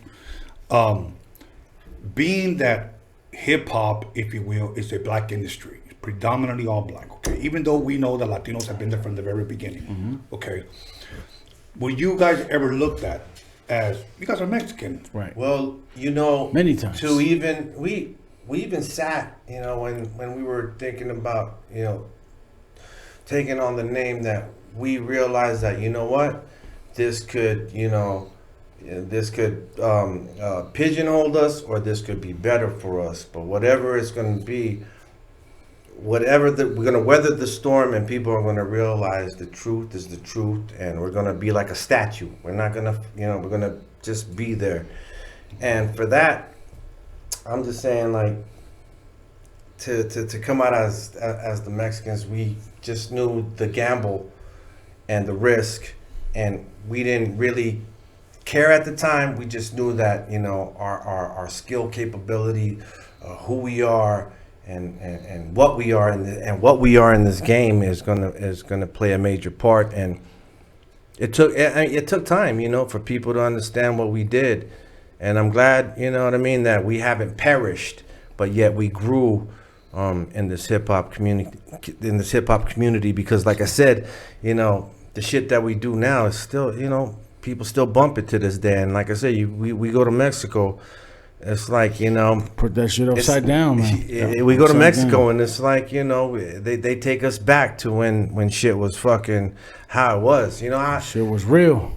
Yeah. It's crazy because you know what, times have changed. You know what I mean? Like what they accept in Mexico is definitely like what's going on with the battling and what's going on with the stylistic lyrical shit in Mexico. That's what was going on back in the 90s, and what's going on right now. And we see that shit. It's dope, man. It's dope because you know why? Because the whole energy of what we were doing has not died yet. It's going and it's continuing to grow stronger. Yeah, awesome. They'll let you know out there, bro. If you come with some bullshit out there, they'll let you know. Yeah, real quick. Now, the third album drops. I want to say, what is that? 96, 97, possibly.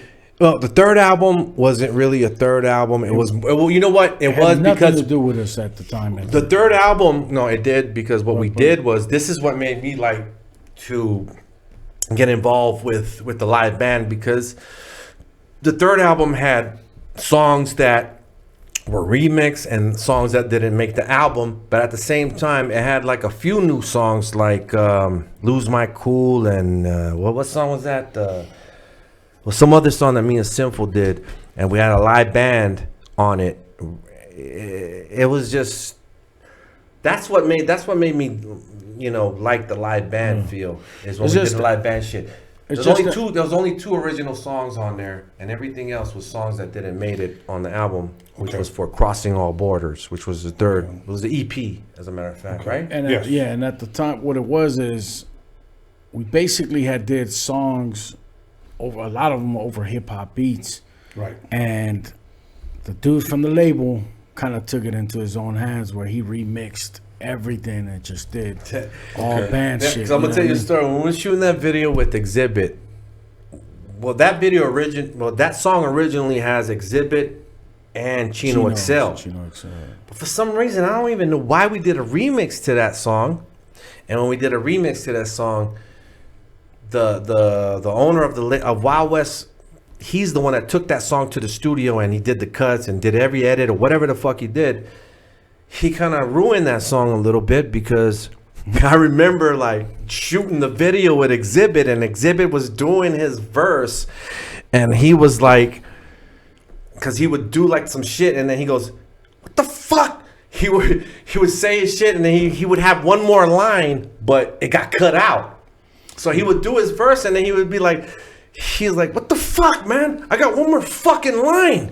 He goes, "Shit, man!" What he would get pissed off, and we were just sitting there going, but it was that, remember the ding ding right that he got pissed off at. That was exactly, that's why he got pissed off, and it was like they took out a line of his, so it was like ding ding, and then he needed to say something, and he just was like, "Who took my fucking line out right there?" And we were just standing there like, I do remember that. That was way the. I'm gonna go over here and fucking smoke a blunt.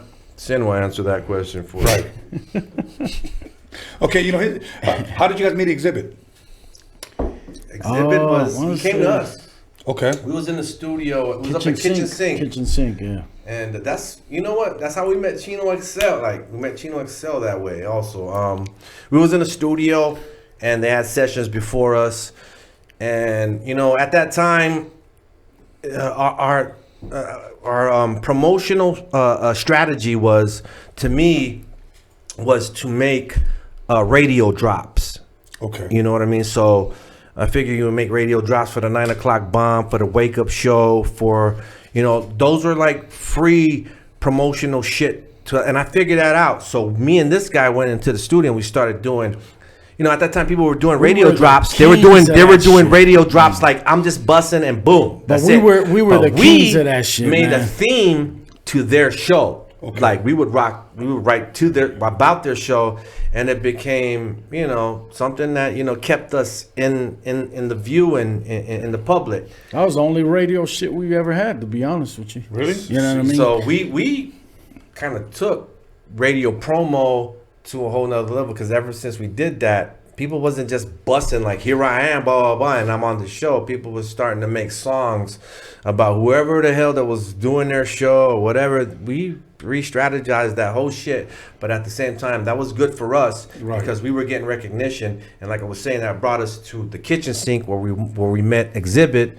and Exhibit was like, "Oh, so you guys are the Mexicans?" And everybody was like, you know, everybody was like wondering how the fuck we look like or who the fuck we are. And every time we met them, they were like, "So you guys are the Mexicans? All right, you motherfuckers, let's do this." You wanted to speak on something, Sin? I forgot what I was gonna say. You were saying about the kings of the radio drops. Yeah, you know what? We were doing radio drops at the time, but it was more like it was one of those things that you know, we had that shit on lock, man. I mean, when it came to that, and the you know, the only thing that really got us on the air was the remix that I did with Cam. I don't know if you remember the Whoop Whoop. Yeah. That was the only the remix that got me on the air, you know what I mean? And they were playing it back to back on 92.3, The Beat at the time, Power 106. Wow. And then the other joint was the one I did with your boy, with Quick. And Be Real. We're going to go there, but go ahead, finish, please. It was that joint right there, the Fandango joint that, you know, that they put out there. And man, that shit, it was going nuts, you know what I mean? You know, I want to tell you something. There was 3 verses in that song. Obviously, Quick, Be Real, and you. Yes, sir. Okay. I will say this in front of Quick. And I would even say this in front of Be Real, and I think he probably even knows it. This is no diss, but you had the best fucking verse. You tore it up, bro. You tore it up. Appreciate it. I got people from everywhere that said that that should have just been his song, you know, because you're fucking. Much respect for to Cam for thinking about Sinful on that song. Yeah, no, you know what I mean? Because you know what, to bring the black and brown community together, I mean, even that idea to me was just like dope. Yeah, and I'm glad you brought that up, you know, because I know somebody had asked a question about, can you ask them about Crooked Eye? Crooked Eye, that's our bro. That's like one of my favorite MCs of all time. Okay. That guy. Yeah. And much respect to him for sure. Yeah, that dude, man, you don't get his credit, bro. But that dude there's a reason why Eminem is fucking with him. You know what I mean? Like, that guy is incredible, bro. He's incredible. You know, remember that song Whoop Whoop video? Absolutely. Do you remember what was at the end of that? Absolutely. Okay. Yeah. We're not going to talk about it, but you guys go ahead and look it up. No, I know exactly what you're at the very, very end of that video. So, but now let me share you guys a story that maybe you guys probably don't remember. I was hanging with you guys. I was there actually with Mello. I want to say 96, 97. Peppers, the club. I think it was off the 60. Oh, I remember that shit. Okay. Off the 605. Yeah. Okay. Was you at? Oh, go ahead. Okay. So I remember. I'm trying to remember who performed first. I think it was. I want to say Presidente. He had a song. Dame café con leche, mami. Yeah.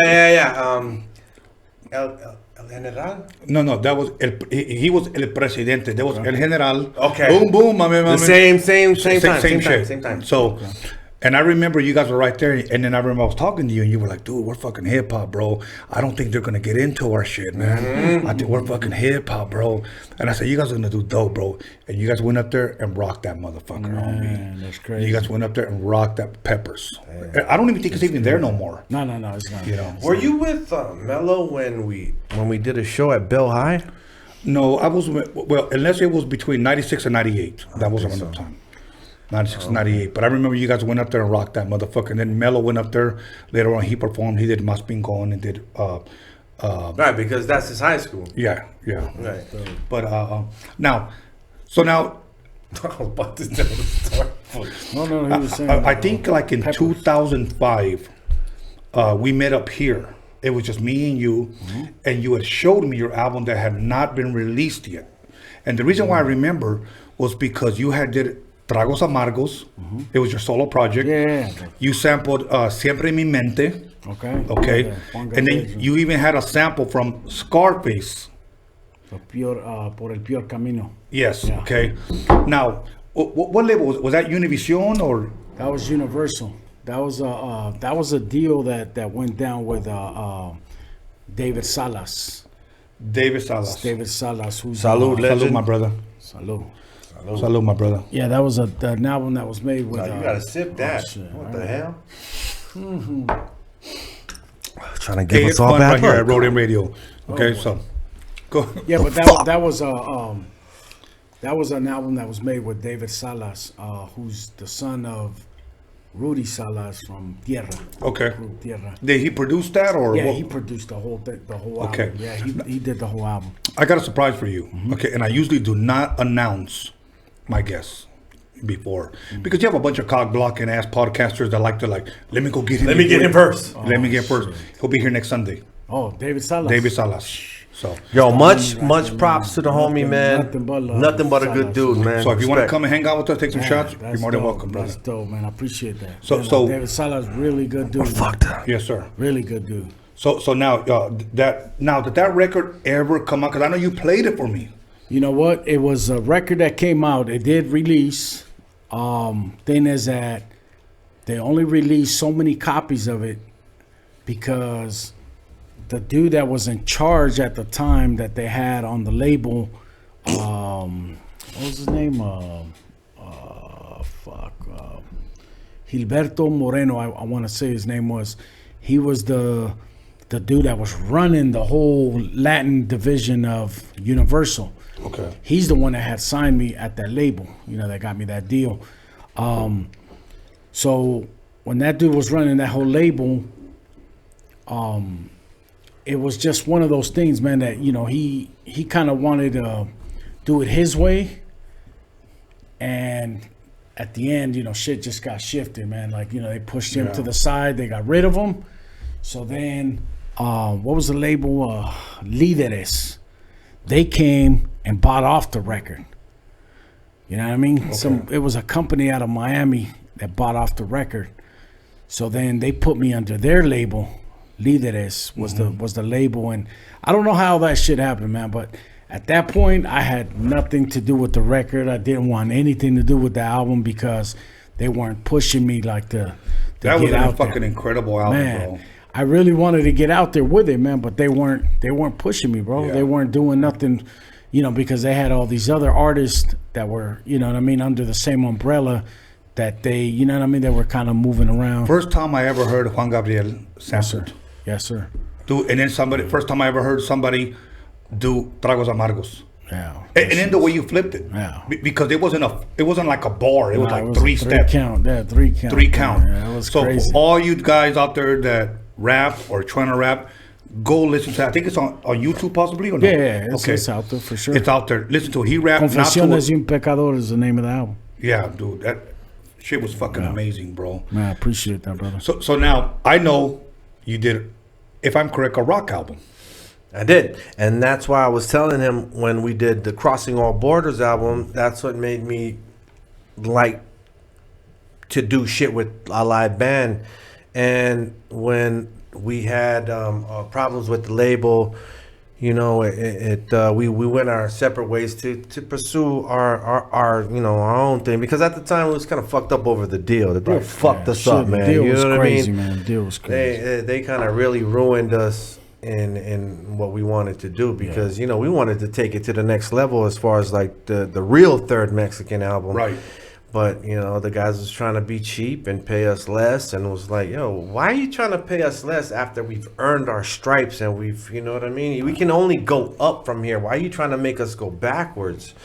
And that was something that kind of threw a monkey wrench into our motivation and our, to me, it kind of like fucked me up, because it just, it killed my inspiration to want to do it, because we poured our heart and soul and into this shit. We project studied machine. hard and tried to do our best to become what we became, and To take for some them, of our for shit them to from come us. us and then cheapen it and be like, all right, for the third album we're gonna give you this much, and it was like, wait, hold up, we're bigger than how we was in the first album. Why, you know what I mean? And right then and there, we just knew that, you know, that they were getting greedy, and it was just not a dirty, place bro. for us to be. Dirty.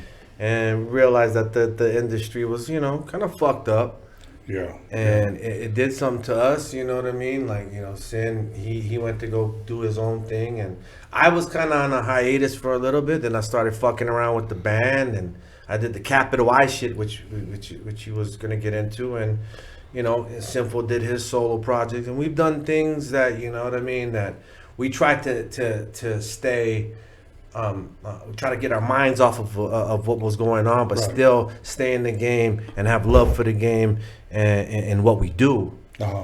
And that's what I was doing, and that's what he was doing. Okay. And you know, and at the same time, we were living life. We were having kids. We were getting older. The game was changing, and things were beginning to be rearranged here. Now, for those that may not know, did that album ever come out? The rock album.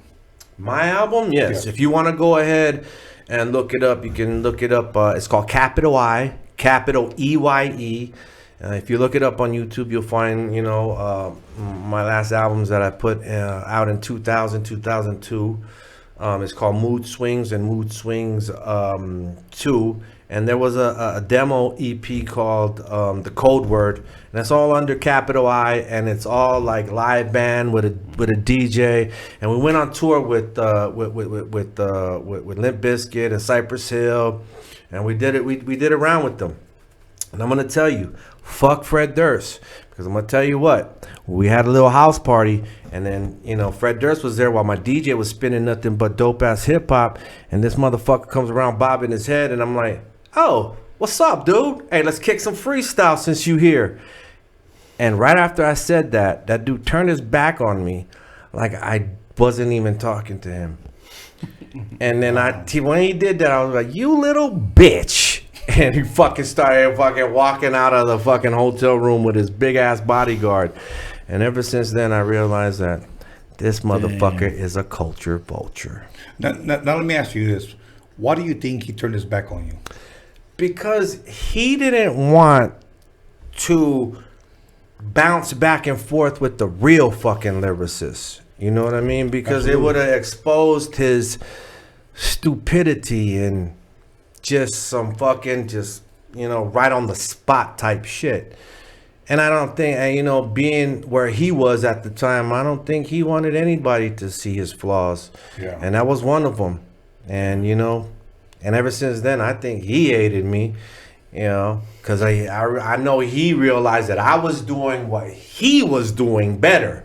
Yeah. I didn't get the recognition that he was getting because of me, maybe because he was white. I don't know. And, you know, I'm not going to hold any bars to that. But I just felt that, you know, they were like Fred Durst was just a hater. Because I know that the shit that I was doing at the time was dope. Yeah.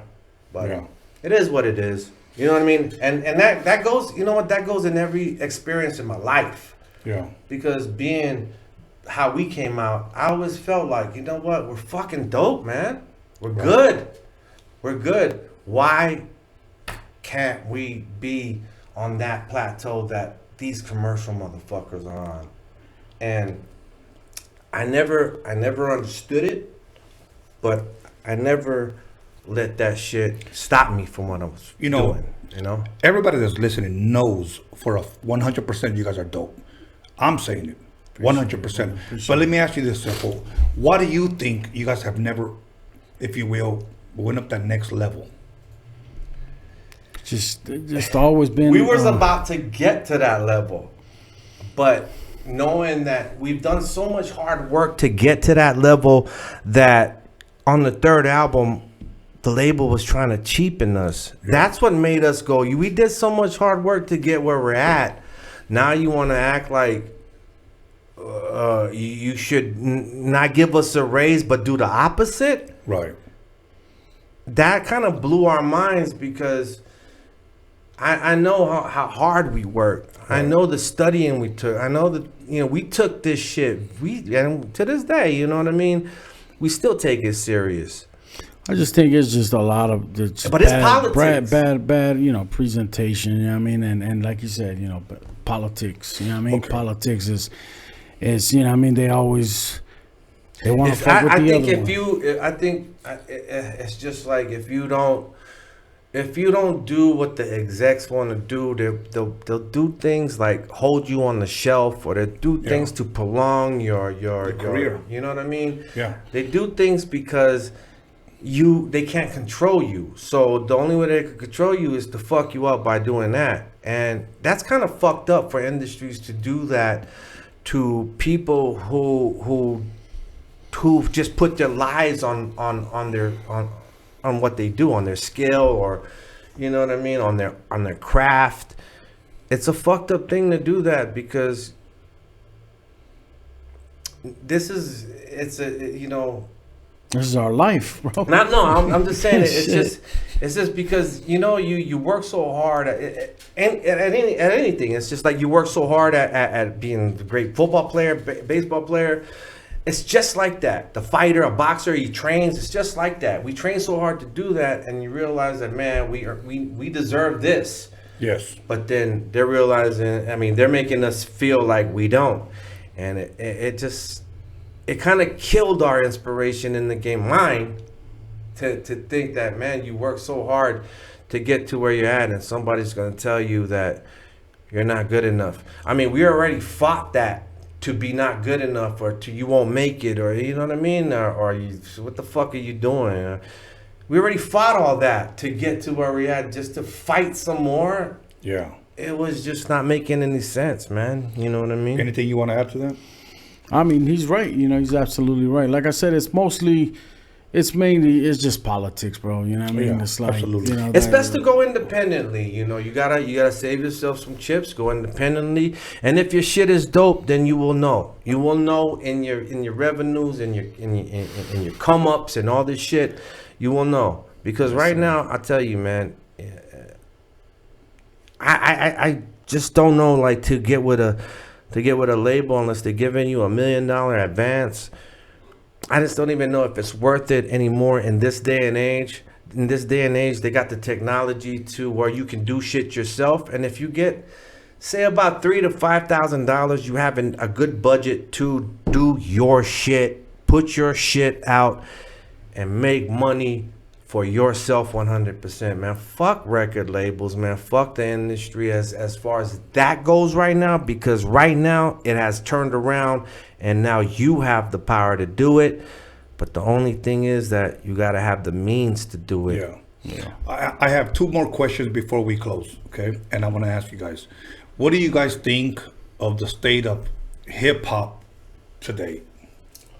Let's start with you, and then we'll go to Sam. Man, the state of hip hop today, you know, I look at my son and I go, because I don't pay attention to what's going on.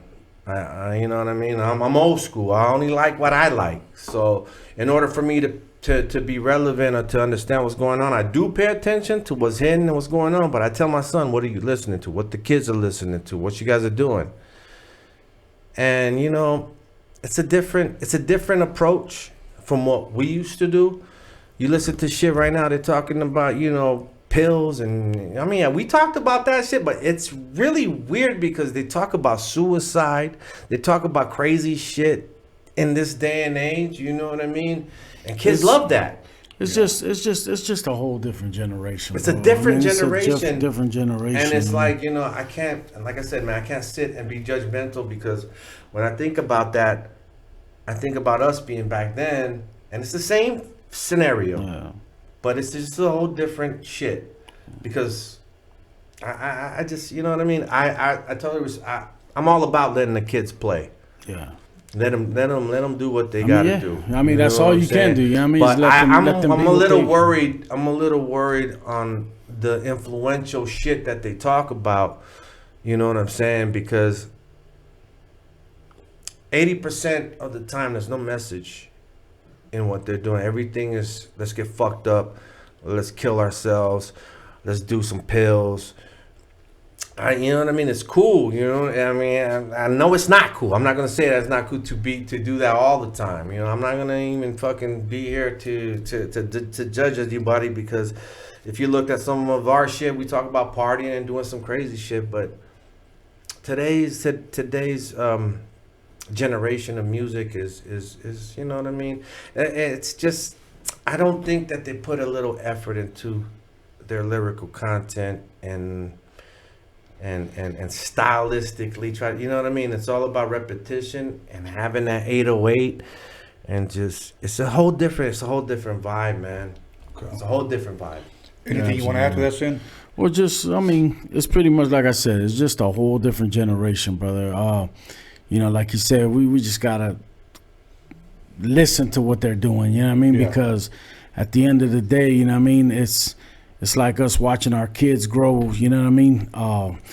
We gotta pretty much listen to what they're going on, you know what I mean? What they're listening to, you know what I mean? That type of deal. We gotta put ourselves in their position. Yeah, that's what I'm saying. We gotta put ourselves in their position, and pretty much, you know what I mean, watch them do their thing, you know what I mean? Because now, like you said, it's a whole different playground, you know what I mean, than when we were playing it, you know. Yeah. Their playground is different from us, you know. We can't diss it, you know what I mean? Yeah. But it's just something we don't do, you know what I mean? It's crazy, man. This young generation is dying, like, you know, like Juice WRLD and you know, like, what's the name, Extension, and you know, young kids are dying at an early age. Okay, now let me say something really quick. Here's the crazy part, and I saw this on a meme on Instagram, and it said, "You got these young bucks dying, and Ozzy Osbourne is still alive." Right. Ozzy Osbourne knows how to hold his shit. Yeah. Isn't that shit crazy, bro? I mean, this is a motherfucker that was blamed for biting a bat's head. Biting bites off, yeah. You know, a bunch of fucking drugs, touring all his fucking life, and what is he, in his 70s now? Now he's surviving. He's a G. Yeah, and then you got these kids in their 20s fucking dying, gone, you know. There's a lot of, man, I mean, like I said, these look, we didn't have, look, I'm gonna say something right now. As a matter of fact, pass me that bottle. Here you go, boss. I'm gonna say this right Pass now. it Like, to me this after. generation, and I'm talking about our generation when we had kids, because when we were kids growing up, we didn't have things like the iPod or YouTube or Google, like to keep ourselves occupied. But when we came along and we had our kids, what were we doing? We were throwing them our fucking phones, our iPads, or whatever to keep them occupied. Well, guess what? Doing that, the internet raised our kids. Yeah. And now these kids think they know everything because all they got to do is what you say is facts checks you by Google and shit. Yeah. You know what I mean? So it's like this. Before, when we would find information, we would have to read. And when we find that information, we would appreciate that information. Absolutely. Because we read to find it. Yes. Now, kids just fucking Google their shit and be like, you're a fucking full of shit. That's not true. And boom, gone. They don't indulge. They don't appreciate. It's like, I just know that. And the attention span within that information goes just like the wind. Okay. You know what's funny? Today's generation will do this. Google. Yes, exactly. That's what it is. Exactly. Okay. My second question, well, I said I think I got one more, kind of an interesting one. My second question is, people are dying for this question. Will there ever be another single, EP, or Mexican album? I must say before Sin says this, look, we had an album a couple years ago. We had a third member. We took 2 years to do that. We had to trash it. Things didn't work out. It takes a lot for me and this guy because we're perfectionists. All we want to do is make the perfect thing. So when we have to trash or when shit gets monkey wrench, we don't go to the, it's like me and him, we like, I'll see you later, man. And he's like, I'll see you later. And then, you know what I mean? We have to catch that vibe again. And then we have to come back. And then, you know what I mean? That's when the elements work. But I'm going to tell you this much. You're going to get a single this year, and you're going to get an EP guaranteed. Yeah, for sure. Because you know why? Making people wait for the album or telling them we're going to make an album, it just don't fly anymore. Right. Because in this day and age, the technology has got it to where dropping fuck songs. making albums. Whatever we make that comes out of the oven, give it to the people. Right. Why hold on to it? You know what I mean? And that's what we're about to do this year. And I'm here from New York to work with my brother and get some new shit cracking, because I tell this guy, you know what? We ain't getting any younger. This is a young man's sport. So before I even punch this clock or lose interest in doing this shit, let's give the people what they've been waiting Salute for. to that. You know what I mean? Absolutely, brother. Let's take Salute. one more. Let's give it, man. Okay. Yes, sir. So, Sin, can you elaborate a little bit more on single EP? When can people expect that? Obviously, we said this year. Obviously, you can't give us a date, but they can expect a single or an EP. Okay, I got a few projects floating around. No, when is the Mexican shit coming out? Okay, the Mexican shit. I want to know too. You know what? Listen, the Mexican shit is coming this year for sure. I mean, I'd say this guy. You know right what? here, Summertime. I want everybody on his ass and tell this guy to put out a Mexicans project this year, a song at least. All right, listen. This year you're gonna get, like he said, maybe 1, 2, 3 singles, if not a whole EP from the Mexicans. I guarantee you that. We are, you know what I mean? We're definitely we're shopping for beats right now. We're shopping for a few beats, but you will be getting a Mexicans EP this year. Guarantee that shit. Like I said, I do have a few projects floating around. I got some solo shit going on, and I also got some stuff going on. Tell them what you got out right now. Your solo project with 6 syllables. I got the solo project going on. I also got the project that I'm doing, the La Plaga project, which is me and that other kid, 6 syllables. Shout out to him, My brother. My little bro. Absolutely. We did the first single with syllables, and we featured Sick Jackin' on it. Oh, so that was the first single. Like I said, we're doing the EP, for that whole project. And then we are moving on, and we're gonna finish this EP with the Mexicans. So that right there, I guarantee it's gonna drop this year. This year, 2020. And he's got his solo project. You can check out some of the shit that I've been doing. It's called Left for Dead. Yes, sir. You can peep out, he's on the album. We got a bunch of features on the album. Yes, sir. Like I said, Left for Dead. You can YouTube it, you can iTunes it, whatever you want to do. And capital Y, the Mexicans, all the things that I've been involved with, man. Check it out, man, because we got the new project coming out this year, and this guy right here just told you guys he did, and it's gonna be on. Because when he says something, it's on. It's on. It's on. Last question. Okay, but I'm gonna answer it first. Okay. Say God gives us grace, brother, and we live to be 70 years old. Okay, I'm about to be 52, March 28th. Okay.